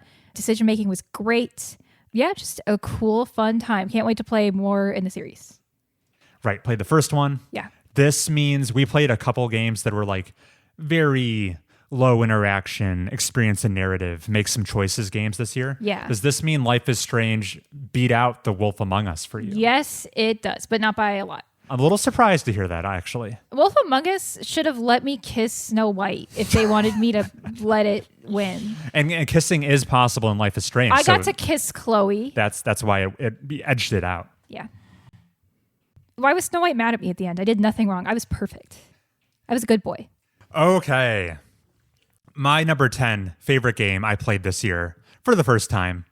Number 1 through 9 were easy to lock in. Number 10, there were multiple competitors, but I finally landed on, hey, it's Super Mario Bros. Wonder. Okay. My very first time playing a 2D platforming Mario game. I was overdue. And I don't have a massive amount to say about it. It thoroughly charmed me. I love to see how many creative ideas were on display on a near level-to-level basis. They were mixing things up. It made multiple plane rides for me absolutely melt away. I was a little mad they were making me leave my seat. I wanted to play more Mario Bros. Wonder. Sir, you're in the aisle. No, it was great, and I loved it. Great. Yeah. My number 9 is very similar to a number 10. It's The Witness. Naturally. Ranking those Back-to-back. back to back is really funny. I enjoyed The Witness for the parts that are enjoyable. I cursed Jonathan Blow's name about half the time. Right. It was nice while it lasted. The whole list is a competition between the games that are like infinitely playable versus the it was nice while it lasted camp. And that's why The Witness is probably number 9. If I see a Jonathan Blow puzzle game, I will reach for it as soon as somebody buys it. If you've never played The Witness, you should try it. That's what an uncontroversial statement. Yeah. I think that the teaching that it does and the freedom you have to go to the docks or go to the bamboo forest is great. Unlike later games on my list, you should stick to the die before you cheat motto and not look any solutions up no matter what. Yeah, I agree with that. What you were saying about Jonathan Blow puzzle games, do you have any curiosity to try Braid, his first game? Ooh. It's in our library. Ooh. It's on my want to play list. Braid was a prize that you could win during 1 versus 100, the Xbox Live trivia social game. That happened at like set times in live time. If you were the last person standing, you won a copy of Braid. MSRP like $12. Sure, yeah. Nothing. If I run out of interesting games to play, yeah, I will try Braid. But I feel like I've already limboed and insided enough to play Braid. Okay. Isn't Braid also just like a 2D platforming puzzle? It's 2D. The gimmick is significantly different. Well, yeah, It's around, you're Tracer. Yeah, you can rewind time. Yes. So I'm not itching to play it. Okay. To be fair, The Witness was far more compelling to me than Braid was. But when I played Braid for the first time, my tolerance to cheat, I cheated. Was tested. Yeah, I quickly broke, and that probably tarnished the whole game. Okay. Oh, because the level of difficulty is Baba is Yuian. I think I just didn't have the patience for it at the time. Stamina. Yeah. Okay. Try Braid, he says. Try Braid. Anyway, Samantha, what's your number 9 favorite game? My number 9 game, Chris is going to say, wow, you ranked this pretty low for how many hours you put in because it's Slay the Spire. Oh. That is lower than I would have guessed. Just because I'm not proud of how many hours I played this. It's just like when your life is going a certain way and you're just miserable. It's nice to have your brain turned off. I could put an audiobook on, play my little Defect Ascension level 17, and A relaxing time. All of a sudden, all of my many problems weighing on me, it's like I can pretend they don't exist. So Slay the Spire is a lot of fun. I am a big fan of deck building, roguelikes. Of course, I like Slay the Spire. It's no surprise. Definitely got me through some tough times this year. Particularly, I think my heaviest hour count was leading up to my defense, because that was a scary time. Okay. I also thought it was during your job application interview phase. Yeah, that's the same time of year. Okay. I remember. pretty miserable time. Yeah, one of those great games for silencing those intrusive thoughts. Yeah, making you not want to jump off the bridge. Great game. Defect is the best character to play as. Hey, what was your estimated hour count there across PC and mobile? I don't want to talk about it. Okay. It's no fewer than 200 hours. It right? is. It is no fewer than 200 hours. Okay. Moving on to my number 9 favorite game. It's already been mentioned this episode because this is where I put Ball Pit. All right. Yeah, it makes the list despite it being a lot of things I care about in games, excellent writing, compelling themes, a narrative arc. Ball Pit lacks all of those things. It's such a pure mechanical experience of two halves, the action-y ball bouncing mania breakout style game, and then the resource management and town building component where you harvest crops to get better and better and juicier upgrades. Chris, my question for you about this game is, was your enjoyment level higher when you were playing it or when you realized you could edit the podcast while it was playing itself? Equally high, but giving different flavors of enjoyment. I see. Yeah, because the joy I experienced once I realized the game was almost fully automated and no longer needed my attention, the joy I got from that was, yes, I'm going to have time to finish Cyberpunk this year because I can simultaneously edit this podcast and complete Ball Pit. So that was where that joy came from. I said, Ball Pit, it quickly establishes, it shows you the progression hooks, how you're going to ramp up your skill and potency playing the game. And once those are established and you understand them, the hooks go in so deep, you're like, okay, this is all I'm going to do until I take this to its absolute conclusion and I finish the game. And that's exactly what I did. Yeah, no one's getting that deep into Ball Pit and thinking, I got to set this down and go to the gym or do laundry. Right. No, they're like, all right. Yeah, this is my mission until it is dead and buried, until it's Exhausted. all done. Yeah. Wear it down to nothing. Does the urge to play Ball Pit die once the mission is complete? Oh, it evaporates instantly. Yeah. Okay. Yeah. It is. If we recorded this episode like a week later, it might not make the list. It's so out of my mind now. Use it and lose it. But and also I think I'll praise, I found the soundtrack to be interesting. Some of the music in the levels are kind of like surprisingly ominous for what is such a relaxing game. And I found the visuals also equally intriguing with how creepy all the cast of characters are. And yeah, that was Ball Pit. If you're looking to burn a couple of weeks of your entertainment, just boot up Ball Pit and it'll be taken care of. Yeah, spoonful of sugar with your sugar. No protein.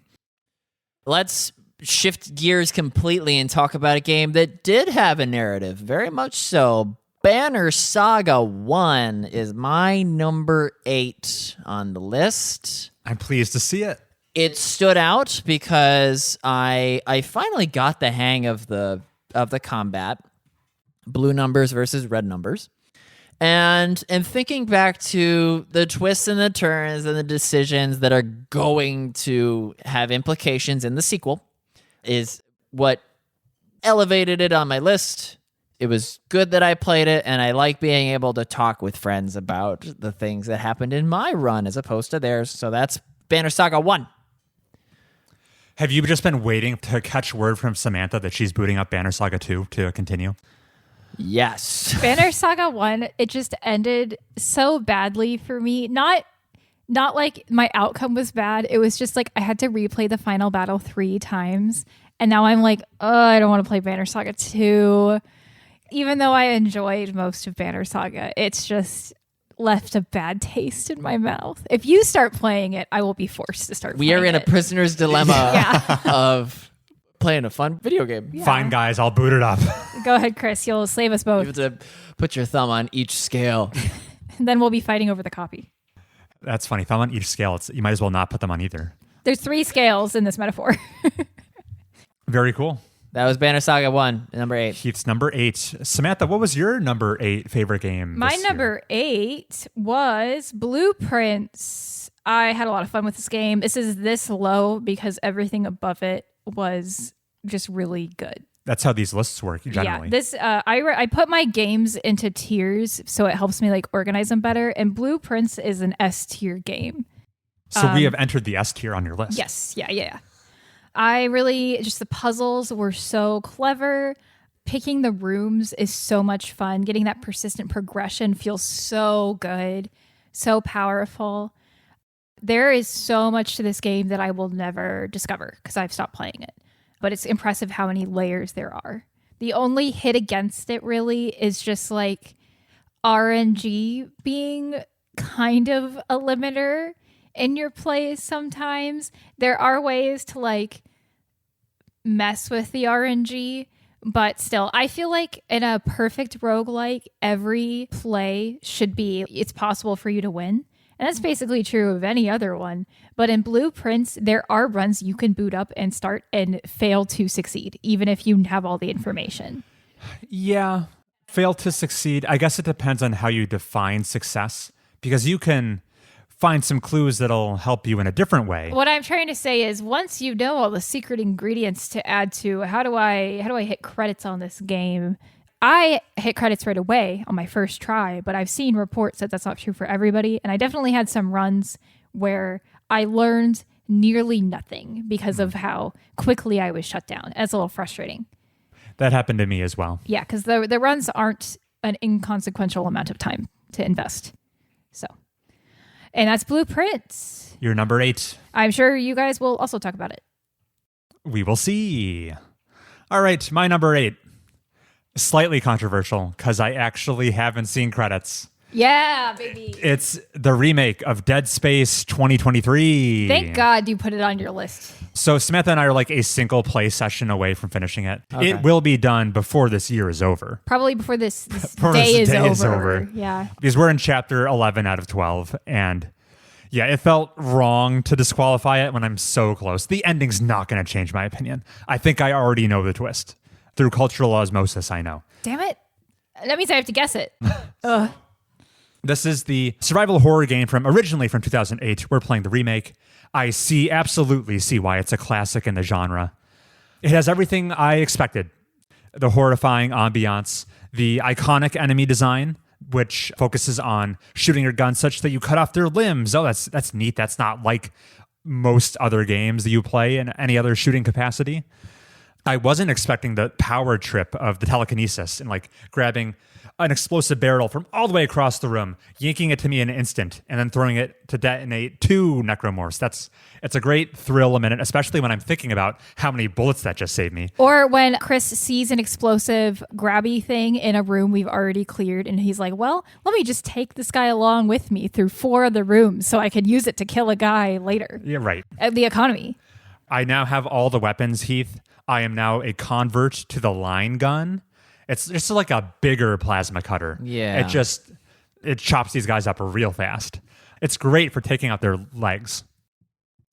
And then I even grew to enjoy the quirks of the upgrade system in this game, which can be exploited in what seems like a very gamified and arbitrary way. What I'm talking about is if you go to upgrade your suit and you go to like increase your maximum health, not only does it increase the size of your health bar that's displayed on Isaac's back, it also completely replenishes it. So like the economy max minners aren't going to use all your consumable items to heal up. You're going to wait until you're hovering at the brink of death and then find an upgrade bench. And then you upgrade your health, even though you could have done so an hour earlier, just to save on the health packs. The same kind of concept applies to ammo conservation. You can fabricate ammo out of thin air if you do the upgrades right. That one's trickier to do, though. A little bit trickier. Yeah. Even though this is very like strange that Isaac is just 3D printing ammo out of nowhere, I think it actually enriched the decision space. It adds a little more risk reward of, okay, I'm low on ammo on this gun, and I would normally just reload it in an instant, or I can try to get to that bench and get like a free refill. Same thing with the health. The early hours of this game, we were playing like 80% of the time. I was a sliver from death because I was just waiting to get a node to upgrade the health. Chris, by the way, in his inventory and his storage has plenty of healing items that he refuses to use most of the time. I remapped the he controls. Disabled the quick action button that you can use to use a healing item because he was like, I don't want to accidentally burning heal. them. Yeah, it was ridiculous. Playing games with him, he reloads so many times if he uses like 1 extra bullet on an enemy. You know you don't carry your inventory through to the next game, right? You do on New Game Plus. He played Resident Evil the same way. At the end of the game, he's like, yeah, this game, bullets are so scarce. In the end of the game, we had like 40 leftover bullets. Yeah, the appeal this game is giving me, it's not the best survival horror game of the year for me. It's the best economic game of the year for me. I love conserving resources to the nth degree. Anyway, that was Dead Space. I'm having a great time with it. Over to you, Heath. My number 7 is The Root Trees Are Dead. Since the last time I talked about this game, I've finished Root Tree Mania. I've got all 32 of the identities locked in. I'm sorry, I have a quick interjection. Sure. Is the bonus chapter in the game actually referred to as Root Tree Mania? Yes. Okay, I thought that was like a joke you made up. Once the facts of the base game are revealed, public opinion changes about the Rutri family, and folks, the people coming out of the woodwork to say that they are also heirs of the family fortune, is described as Rutrimania in-game. Okay. Pros and cons. The pros is the second part of the game has a lot more fan service. There's an Obra Dinn reference. There's a point where you have the opportunity to look up Laura's Bra and Panties, which is a company, and the search results say, did you really think this would be relevant to the investigation? That is some fan service. The final boss of Rutrimania had fun subversions to it. In Phoenix Wright, do you ever evaluate the innocence or guilt of a previous client? There are definitely like recurring characters. But usually their guilt isn't being reevaluated. Yeah, usually Okay. they're on trial one time and then they'll like be a witness in a new trial. Okay. Or vice versa. The second part of the Rutries Are Dead looks back at a confirmed identity from the first one and says this is not as it seems. Oh. Which was a fun wrinkle. The cons. The big reveal. In a game with so many characters that you need a family tree to map everybody out, expecting me to remember everyone by name is asking a lot. So when What's-Her-Face comes to your door and spells out each suspect's confession, I'm just rubbing my temples trying to think, who was Bonnie again? God forbid you play this over multiple play sessions. The presentation of Rutries Are Dead was so mid compared to the fun mystery elements of the game. That's why it's so low on my list at number 7. I look forward to other games by this developer with a bigger budget and hire some UX people to make it more streamlined. I want a AAA Rutries Are Dead. And maybe their sequel can deliver. Fingers crossed. Very good. I'm looking forward to trying that game probably next year, I hope. Use the highlight feature Okay, for quality of life help. to like quick link back to previous web searches and periodicals. Sweet. That was number 7. Moving on to Samantha, what's your number 7? My number 7 is Split Fiction. I had a lot of fun with this game. I thought the story was stronger than It Takes Two, and I really liked it. Lots of cool different worlds to explore. Gameplay was just as fun as It Takes Two, and it's getting extra points for that one level. That was the Halloween cat level. Oh, the spooky, cozy girl level. I wanted to live there.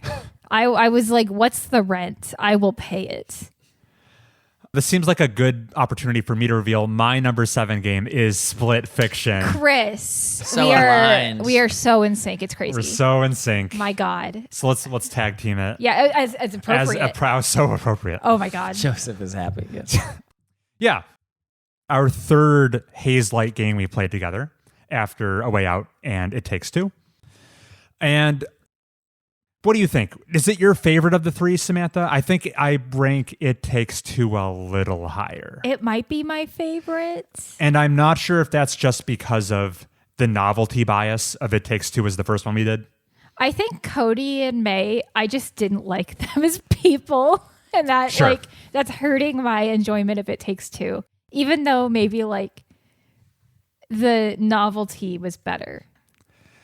Yeah, I feel the same way about this game as this studio's other output. It's really good.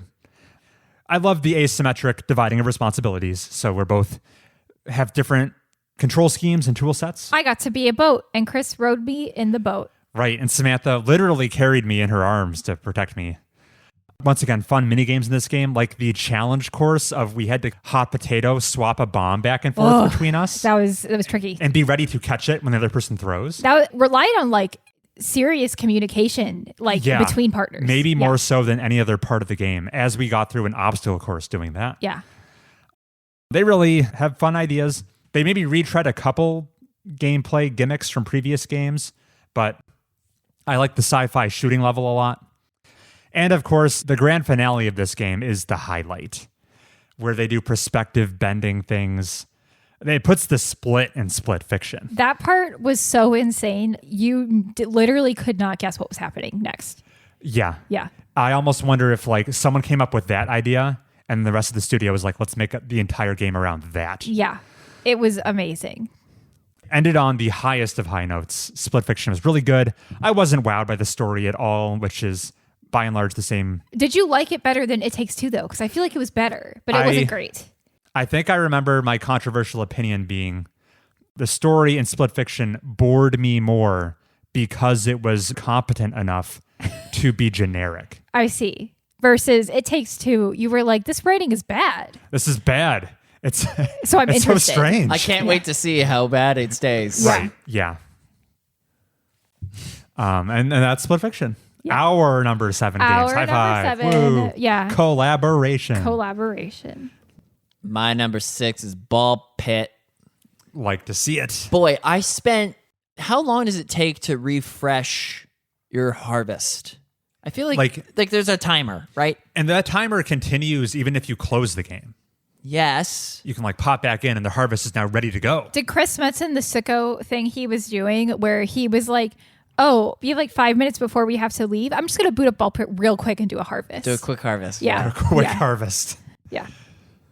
I would spend like 20 minutes rearranging the buildings to tessellate perfectly so that my mansion got the most bonus it ever could.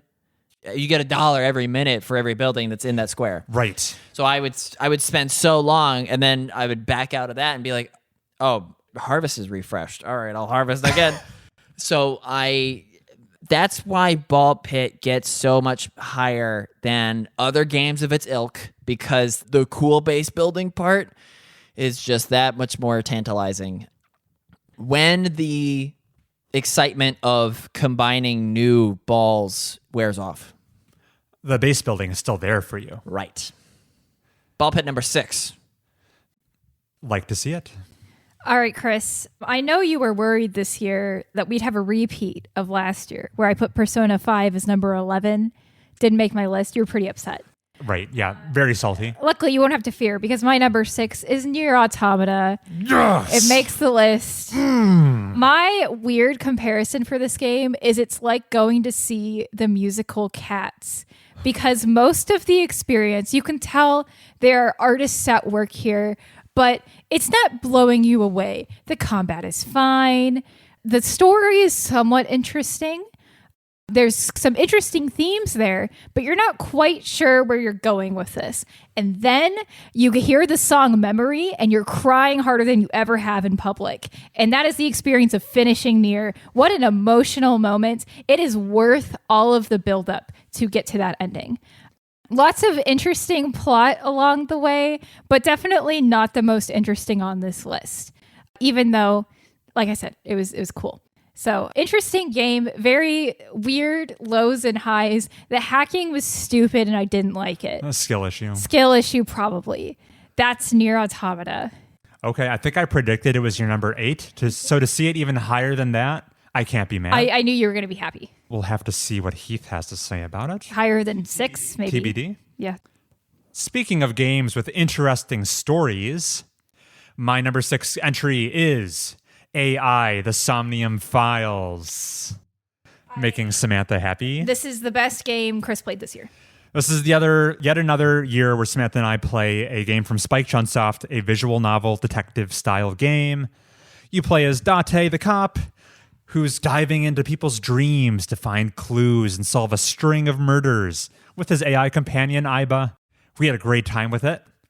There came a point where I think we crossed a certain threshold of the plot, and then we were like, well, this is all we're doing the rest of this week. And then we just saw to its every conclusion, because the game has branching paths, and we devoured it. And the twists thoroughly satisfied us in the way that we predicted some of where they were going, but not all of it. There were still surprises in store.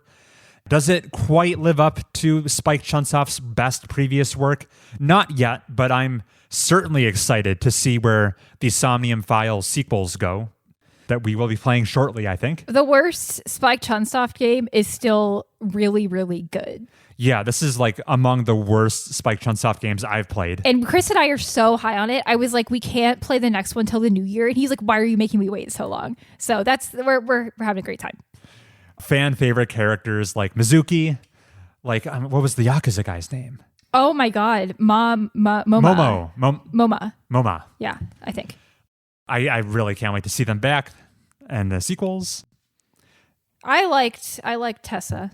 I'm sure you'll hear your input soon. Oh, maybe. Yeah, maybe I'll be quiet. Okay. Okay, that was my number 6. It's AI The Somnium Files. Over to Heath. Halfway done. Yeah, cracking the top 5 is Hades. Wow. I don't believe you. I don't believe you liked it that much. I tried to be impartial and imagine if I played it on good hardware. And what did you like about this game, Heath? what did I like about this game? It's this high on Heath's list for 2 reasons. 1, so Chris doesn't get mad at him. And 2, he's envisioning it through the best case scenario of how good it would have been on a stable frame rate on a PC. Playing it with a controller. Playing with a controller. Yeah. Yeah. He's like, wow, it would have been great. It probably would have been much better than what I can guarantee it would have. Yeah. Yeah. I have so little to say about Hades. Let's just move on. Fair. Was it your most played game this year? In our count, I think so. maybe no. Okay. Close, though. It's a competitor. I think you played more hours of Hades than I did. Likely. And I liked Hades. That makes some of us. Like I said, I don't believe that it's Heath's number 5 after that. That's number 5. It's not the top 3. Hey, my number 5 is AI The Somnium Files. Very close to me. This game is so good. It made me feel something. I got emotional at the end. I really got invested in the characters. I listened to the song, the Invincible Rainbow, I think it's called. I listened to that and it literally makes my day better because I remember when I was playing AI The Somnium Files and I'm like, wow, what fun that was. Like Chris said, it's not better than Zero Time Dilemma or Virtue's Last Reward from the Zero Escape series, but it's better than 999 and I love it. I can't wait to play the second one and revisit all our best friends from the first game. Date is such a funny protagonist to follow, and Aiba, his AI companion, she's great. So many funny moments in this very serious and dark game. Loved it. Fully agree. All right. My actual number 5, halfway through here. It's Blueprints. Woo! The Nice. very novel, inventive roguelite puzzle game. These 2 genres, I was a little skeptical could be combined, but by God, they did it, and it largely works very well. Yeah, this game almost intimidates me with how deep the well could go. The way the layers expand and the scope just becomes almost, it spills out of your ear. You lose sight of it. It scares me. I saw it to the regular game credits and said, that's enough. If I kept digging this game, it wouldn't let me go until I hit China. It would go all the way down. Tag me in because this is my number 4. All right, we'll do it together, Heath. Blueprints. So it lacks in replayability, but the mystery is exactly what I'm looking for. I'm eager to do, all the gift shop side quests. Right, the gift shop is a room that only appears in the post game.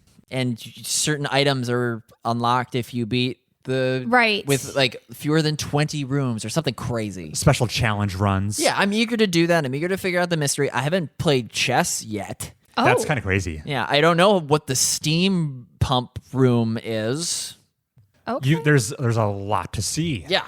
So I'm hoping to touch it more when I have a better computer.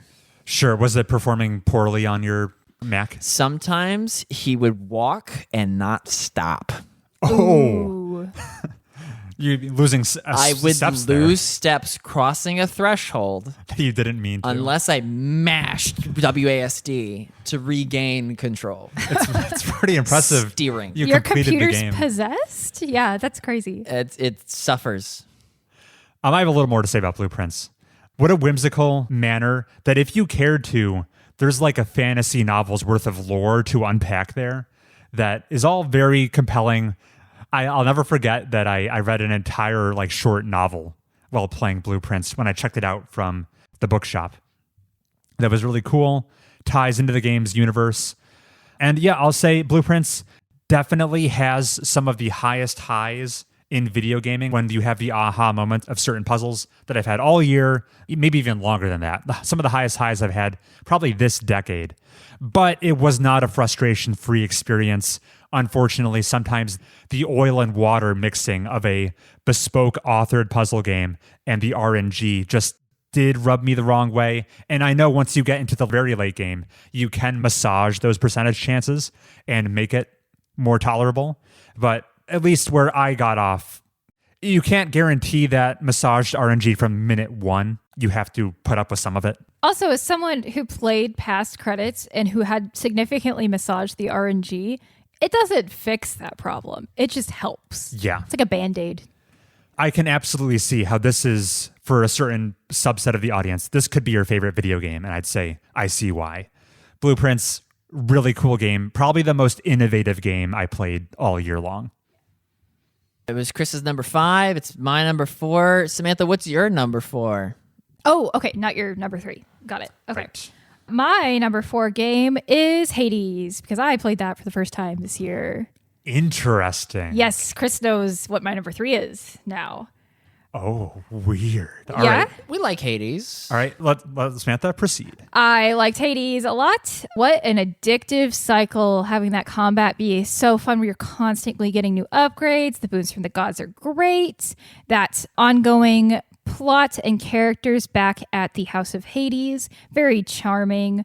Succeeding in your mission feels very good the first time you do it. The final boss is difficult.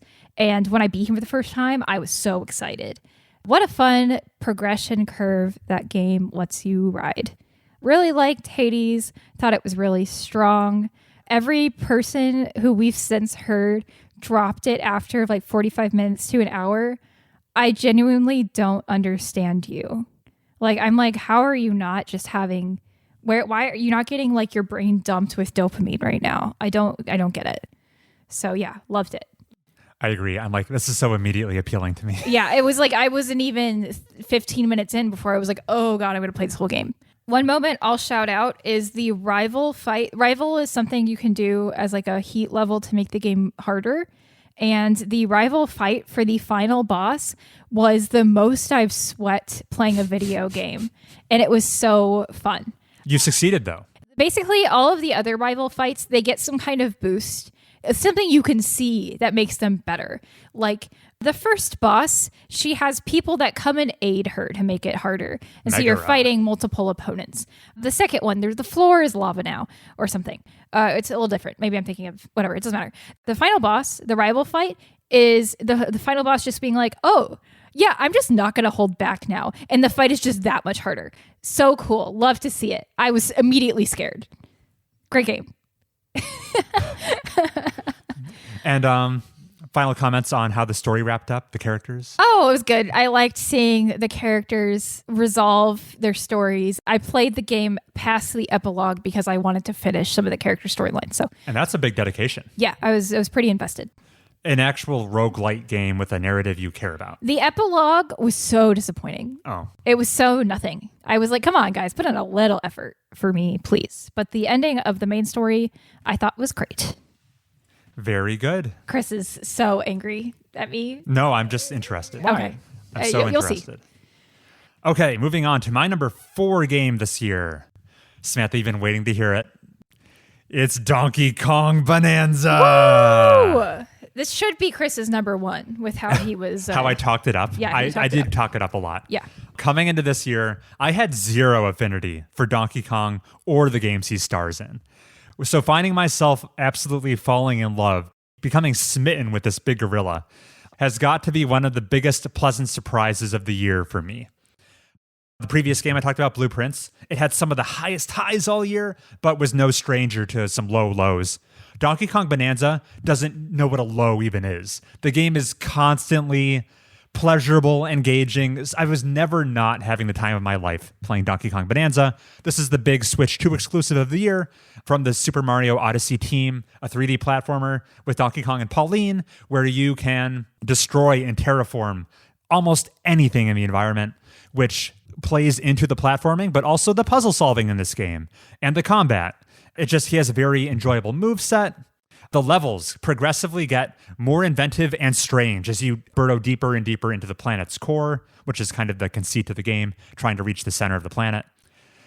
While it does feature Nintendo's patented, thoughtful game design it basically Zelda shrines are in this game, little self-contained puzzles. You're like, oh, how clever. Thanks for making me do that, unwrap that little nugget, Nintendo. That was great. It also, I feel like it had a little bit of that Vampire Survivors dopamine DNA where it's a collectathon. You're grabbing up the big crystal sparkling bananas, like I think I on average got one every 2 minutes or something. Constant drip feed, geysers of gold, the currency in the game, spew out of the ground if you hit certain spouts. The way in which you slap the ground and you gobble up everything in a massive perimeter around Donkey Kong, it all just zooms into you. You're a vacuum cleaner. My gorilla brain was fully activated. Say the line, Chris. Oh, banana. And that was Chris's number 4 game. And the music was amazing. Every transformation song is a banger. There's like musical themes running throughout the game's story as well, like Pauline getting enough self-confidence to become a singer. Who knew I was going to become a Donkey Kong Bonanza guy? If you had told me at the beginning of the year this was going to appear on my top 10 list, nonetheless in my top 5, I would have thought you were pulling my leg. Oh, and it was a great game upon dropping Samantha off in a faraway city, returning home, she's gone. It was a great game to come back to and put those unpleasant thoughts away. I couldn't be bothered with them. I was too busy grabbing bananas. Hades 2 was my having to move to another city undepression game. Or Hades 1 Hades 1. Right? Oops, yeah, I know I said 2. Yeah, Hades original flavor. That's Donkey Kong Bonanza. My number 4. Okay, Heath, that's enough out of me. Why don't you enter the top 3? We're going to start the top 3 with Slay the Spire. Wow. Yeah. Very high. Slay the Spire is so high because its replayability is so high. I like how finely tuned Slay the Spire is. If I get bored with any one play style, there's another one that I could start up again. There's other strategy games that are more my style, but I have to give this one the credit that it's due. More your style being what exactly? Oh, I really like Inscription. Okay. Inscription is better than Slay the Spire. Okay. It seems like you two are aligned on this. Yes, we're correct. I don't feel the same way fighting the Donut Boys. What's the Donu and Deca? Yeah. I don't feel the same way against him as I do fighting the Moon. That's a spoiler for... Fighting the Angler. Yeah. Just there's a lot more excitement to be had in other strategy games, but those aren't as systematically complex as Slay the Spire, which is why this year Slay the Spire is number 3. I think it makes a lot of sense. Yeah. I'm glad it finally happened after years of being like, why hasn't Heath played Slay the Spire yet? Yeah. He's gonna love it. Why is he turning down all this? Why is he denying himself the pleasure? Yeah. Not a moment too soon, but with the sequel coming out. Yes. All right, I'm very interested to hear about Samantha's number 3 game. I don't even need to look at my phone this time because it's Hades 2. Right, so I was expecting to see these reversed. Yeah. Originally, they were. Here's the thing. The combat in Hades 2 is simply better. Agreed. It's pulling its weight more than the story and the characters, which are both better in Hades original. Because what do I spend most of my time doing in Hades? I'm out there in the fields fighting the guys. It is the vast majority of your runtime. That's true. Cast alone is pulling its weight so hard in the favor of Hades 2. It's crazy. It's like so good. Hades, sometimes I would have runs that I knew were good and I would struggle to survive. There were weapons in Hades I barely touched because I hated them. Hades 2, I have had runs that felt butter smooth with every single weapon. There are weapons I prefer, but all of the weapons have a place in my heart. I think they've refined the combat. It's great. And I really like the progression of some tasks seem impossible when you first try to do them to where I'm at in the game now. I'm like, oh yeah, easy. Might as well be a given that I'm going to succeed at that. Which Hades had as well, but it feels better in Hades too. The plot is less interesting. The characters in your camp are maybe less compelling. The epilogue is way better. Yep, I agree. Yeah, way cooler epilogue. Don't sleep on that if you're playing Hades 2. Boss fights are cooler in Hades 2. And it's not close. And there's twice as many. That music is awesome. Do you have a strong preference for the music of one of these games over the other? One of them has skill in the sirens. Okay. True. So there's my answer, Chris. All right. I didn't expect it. I, like you, would put, if I was ranking these two games, they would be side by side, just like you. But Hades 1 would probably edge out the sequel. Okay. I play them closer to each other, so I have a more objective opinion. That's true. I'm incorrect. It's just rose-tinted glasses. They're both great. Play both of them if you liked one of them. Sure. Yeah. Very cool. Love to see it. Okay. Moving on to my number 3. So I just said, DK Bonanza caught me completely off guard with how much I enjoyed it. The other contender for my biggest surprise of the year is my number 3 game. And it's what I'm calling the Toby Fox experience. So check out this mental gymnastics. Okay. I played 2 Toby Fox games this year, Undertale and what is out of Deltarune.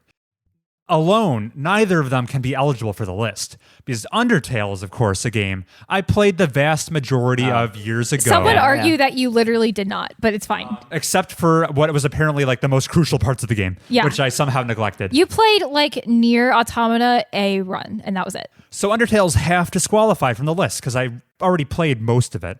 And Deltarune, a game that's only half released, I've only played half the game there. That's a game that's also only half eligible. But if I take them both and bolt them together into the Toby Fox Power Hour Grand Slam experience, it becomes my number 3 game of the year, baby. It should be your number 2. This is a horrifying Frankenstein situation. Even the amalgamates are like, ew. I'm going off the rails. I have bent all the rules. Jeez Louise. Honestly, as much as I grew to appreciate what Undertale was doing and realized I have been underrating it for years, the reason it's this high is almost solely because of Deltarune and the 4 chapters there, which I like a lot more than Undertale. It amazed me. I did not know how good these games could be. You didn't know? I didn't know. I thought they weren't necessarily going to be my cup of tea from what I had played of Deltarune all those years ago. It's crazy of how Undertale all those years ago. How quickly you're like, my happiness rides on how this character ends up in this chapter. So emotionally invested. Yes. I can't believe Toby Fox's hit rate on the gags and jokes. They're so good. There's so many of them. Yes. The soundtrack is amazing. It's the best soundtrack that came out this year. Maybe all time.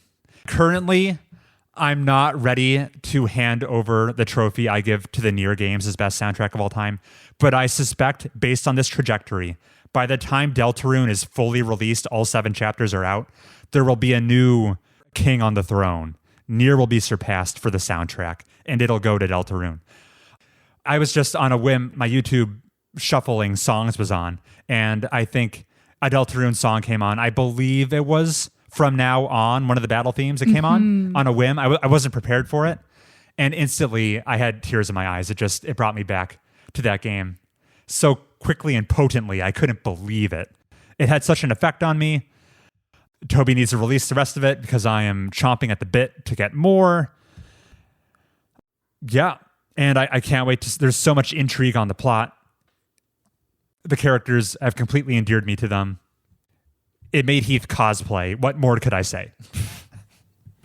I'm not going to say anything because we will revisit this. Sure. Yeah. And that was my number 3, the Toby Fox games I played this year. Chris, I can't believe, it should be better than what your number 2 game is going to be, which I know, but I'm so happy to see it. Very good. Yeah. The rest of my list is going to be music to Chris's ears because naturally number 2 is Nier Automata. Wow. I Played it this year. I was mentally stealing my heart for it not to be on the list. It's so high. Nier Automata benefits from the Hades impartiality of imagine if you played this on a good system. That's why you asked, did you play Hades the most of any game this year? And I had to think of all the times I had to restart after I crashed in Nier Automata. Oh, geez. Yeah. It rivals each other. So Nier Automata, yeah, the reason it's so high is because the ending made me feel something. And it's fun to talk about thought-provoking themes, and Nier Automata has at least 7 of them. I'm easily able to forgive not absolutely loving character action or chatty antagonists, just with how good the resolution is and how the music is, and the nugget of replayability that is higher difficulties and better customization. I've only entertained one playstyle. And I'll use this moment to do a little bit of a correction. I've seen somebody jump out of the pit during the brain virus walk to the bridge. So for whatever reason, I was unable to. That might have just been my own skill issue. But I contend that, I gave it my best effort. I'm sure you did. Nier Automata, End of Yorha, technically, is number 2 on my list. Although I never, ever would have played it if I never met Chris. No, that's not true. The internet gas that I was exposed to might have led me to see what Ending E was all about. Although I have a much stronger itch for games like Blueprints, like Root Trees, I think that Nier Automata belongs in my list of not my most favorite game ever, but one of the best games I've ever played. Even in my wildest dreams, I wouldn't have hoped for it to be that high up your list. I'm able to look so past pleased. the mechanistic foibles. I'm able to look past it. Yeah, more so than I'm going to say any other game, any other piece of media, that Nier Automata hinges on how the ending lands for you. And I'm so glad it resonated, Heath. Who is the ending not landing for? People with no soul. Yeah, no empathy whatsoever. It resonated stronger than Control's sequel.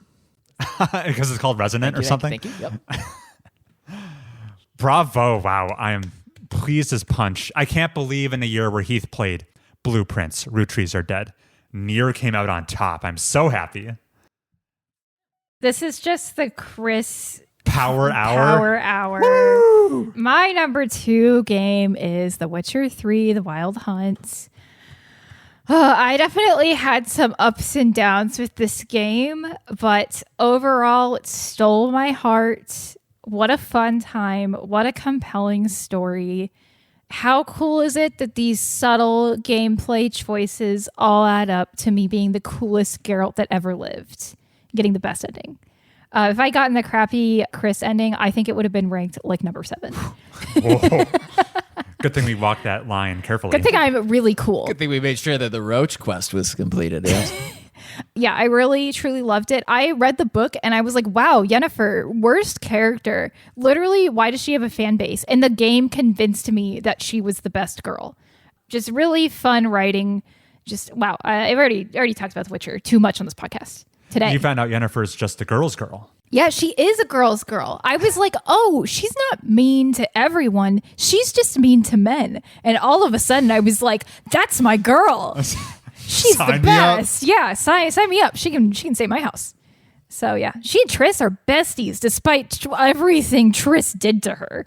It's so funny. Yeah. Anyways, you're happy to hear it. Yeah.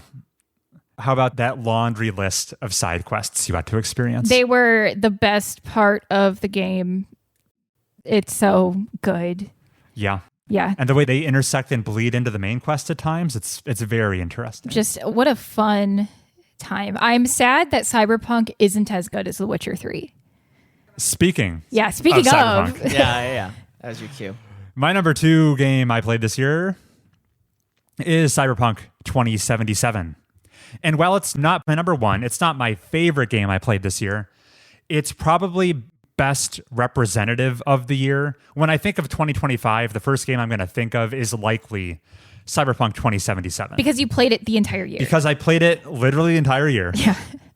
And for me, living through 2025 felt a lot like V, your playable character's experience, living in Night City. The parallels are almost concerningly uncanny. Let's run through them, shall we? Mortality was often on the forefront of my mind as people close to me searched for a cure to a terminal illness. Megacorporations, in their pursuit of power and control, trampled over my personal relationships as they exerted their influence to unnecessarily force Samantha to relocate across the country away from me. AI, while for the time being is only barely being held at bay, increasingly seems like an existential threat to my way of life as it assumes more and more of the responsibilities I used to perform in my career as a software engineer. And people in positions of political power continue to prove their decision-making is divorced from the well-being of their constituents. When you put it like that, Cyberpunk is a depression simulator. Cyberpunk skewed uncomfortably close to life in 2025 for me. Unfortunately, this game is supposed to be depicting a dystopia. And that raises some eyebrows. I'll say, to the game's credit, I would never want to visit Night City. The game so realistically depicts this dystopia that I don't love it as much as Witcher because it's not a pleasant place to be. You want to visit Velen? I want to visit Tucson. Okay. The blood and wine place. Yeah, I want to go to Tucson. I do not want to go to Novigrad. Right. Get mugged. I've never seen a setting, especially a city setting, depicted to this level of granular detail and graphical fidelity. It completely immersed me in the game's universe.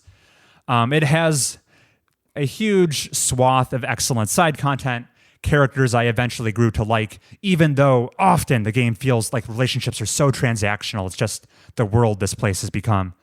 So that the little glimmers of hope you eventually see that shine through, they mean all that more to you. And I grew to really appreciate my time playing Cyberpunk. It was excellent. The word that comes to mind after playing it, the first word that I think of is impressed. It so thoroughly impressed me. That doesn't mean it was necessarily all built to my specifications.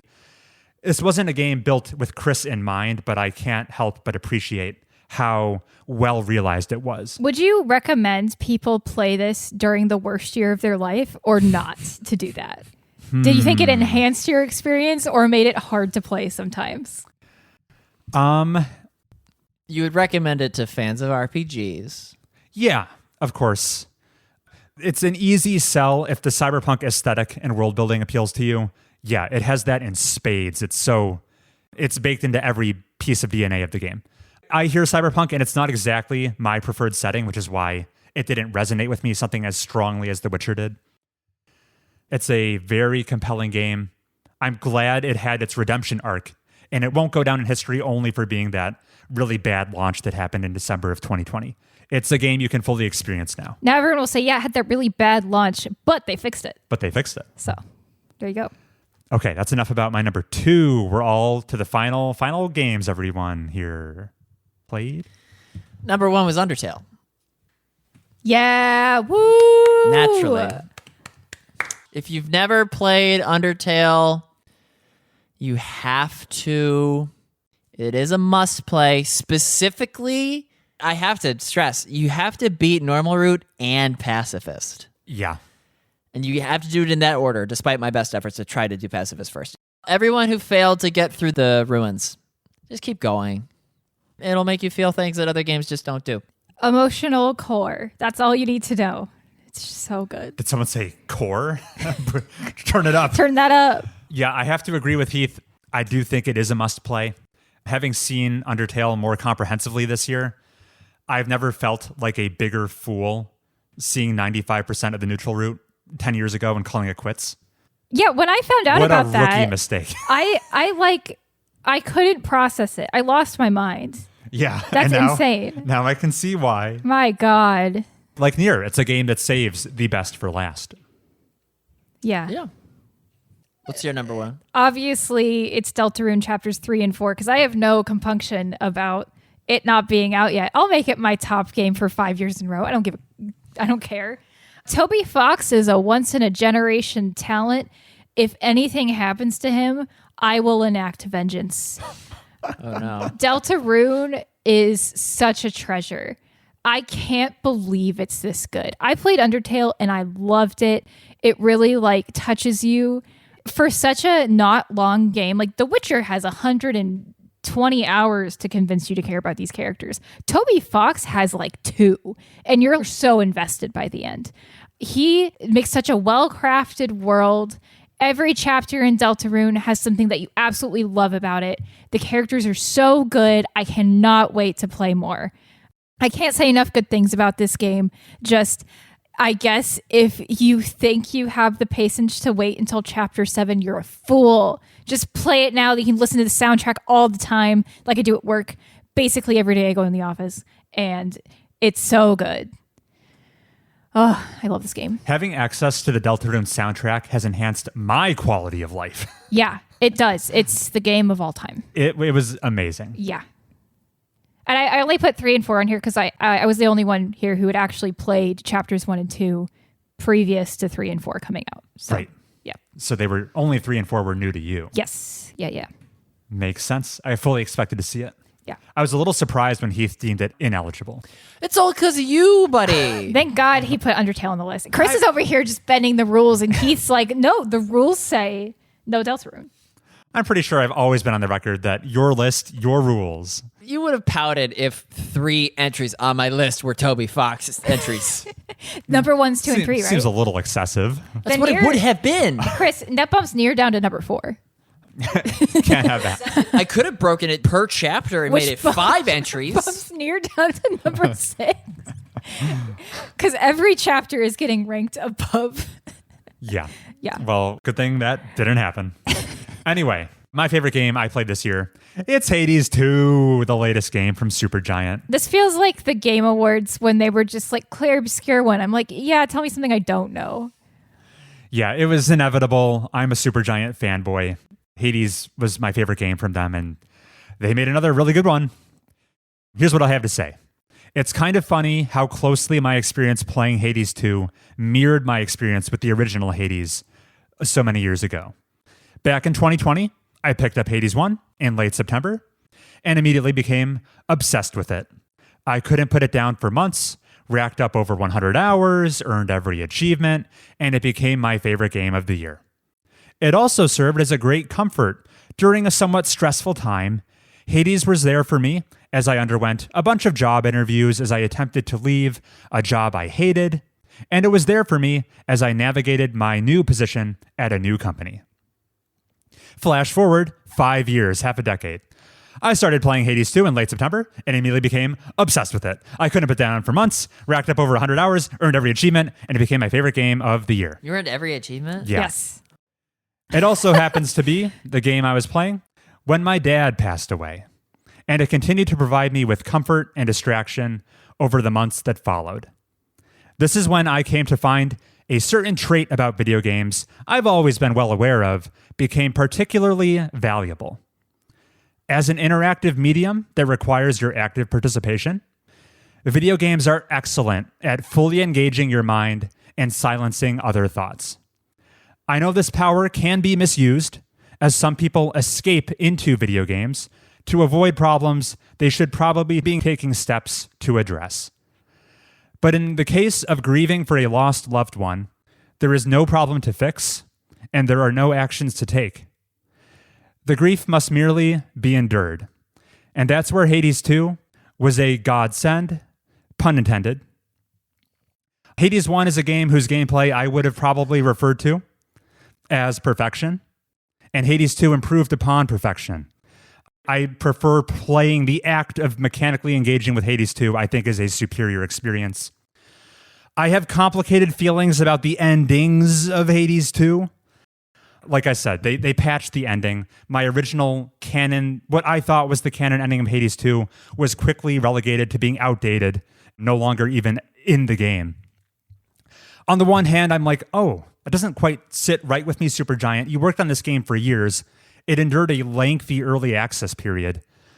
I would have thought when we finally had your coming out party and had version 1.0 available, the ending of your game, yes, this is a very artistic, small studio with a lot of passion for the craft.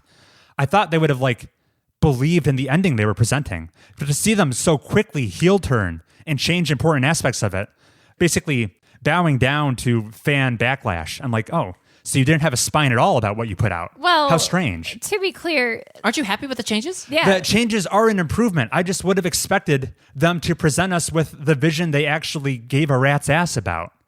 I thought they were behind the original ending, and then they so quickly said, no, forget about that bullshit. You guys want these other changes? Sure, we'll give them to you. There's no artistic merit behind it. Stop. Chris is... Oh, okay. I guess I feel like the first ending was more true to how the characters acted and maybe the stricter rules of the world. And everyone was like, why are you holding yourself to that limitation? Just do what makes the story better. Don't worry so much about the laws of the universe and what the characters would actually probably do.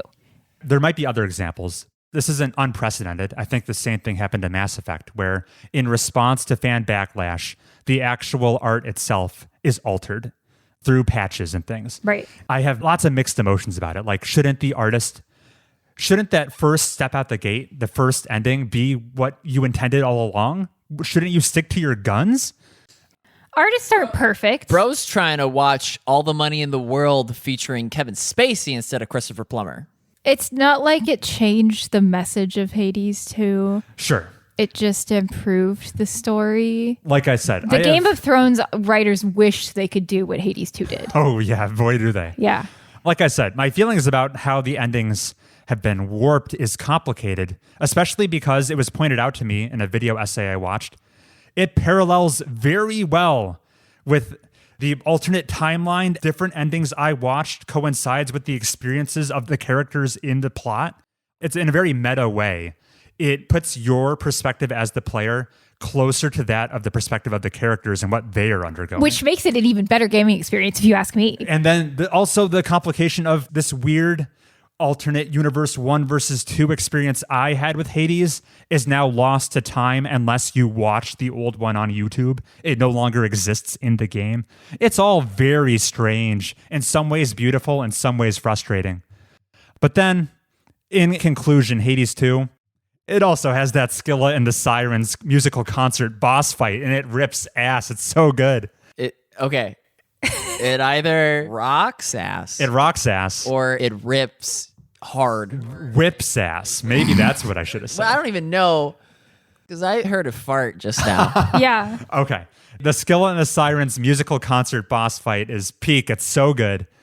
The things they're doing with dynamic music in that, with the way featured artists become more pronounced in the song. Or if you take out certain members, certainly the instrument they're playing disappears from the soundtrack. They added all sorts of permutations and made it as good as it could have been. I loved it.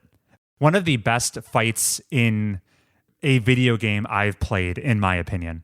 Don't forget the best voice acting performance of the year, Darren Korb voice acting Narcissus. It's amazing. What a performance. So hilarious. And yeah, that's Hades 2, my game of the year. And those were our favorite games we played this year in 2025. What's our runtime at, Heath? It's like 12 hours. I need to go. Chris, audio listener, what did you think of our lists? Please tell us your list at mobiustubespodcast@gmail.com. That's mobiustubespodcast@gmail.com. Please send us those emails. We love to get them. Put your top 10 list in our inbox. Yeah, we'll read grade it on you. the air. Give you a letter grade. And look forward to in 2026 when I beat Hollow Knight, Stardew Valley, Esports Champion in League of Legends, Deltarune Chapter 5. I'll play RuneScape. I'll play Hatred, that adult-only murder simulator. Band game. Band game. Heath will purchase a used PS4 so we can play PT in its original state. Yep. I'm going to buy a Playdate so I can play that Lucas Pope game. Okay. Cool. Yeah, on next episode, we will address the Fantasy Publisher Draft. Oh, yeah. We will address our gaming resolutions. Oh, yeah. Well, I'll probably have Claire Obscure Expedition 33 impressions. Wee. All that and more on next episode. See you then.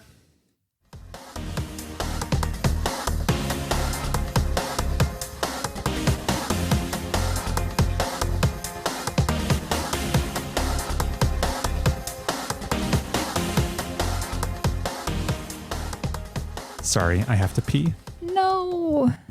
We'll never know what your number 5 game is. Never. We'll skip him. I'll say for him, Hades 2 was his number 5 game because I'm putting it low. Oh, that's to piss him off. Yeah. Yes. Yeah. Or I could put Love is All Around. Him. That was this year. Yes, it was. Wow. That we played that in January or February. Yep. There's a sequel that he won't buy because he doesn't want to play it. But this time it's set in like ancient China. And so your romance interests are like the Empress and stuff like that. And the impossibly beautiful peasant girl. Yes. Yeah, I saw her. I want to play it so bad. And Chris is like, you can't make me. And like the warrior that doesn't give you the time of day, but you impress her with your fighting prowess. With how cool I am. Put this in at the end so I can tell Janice to buy it for him so he has to play it. Okay.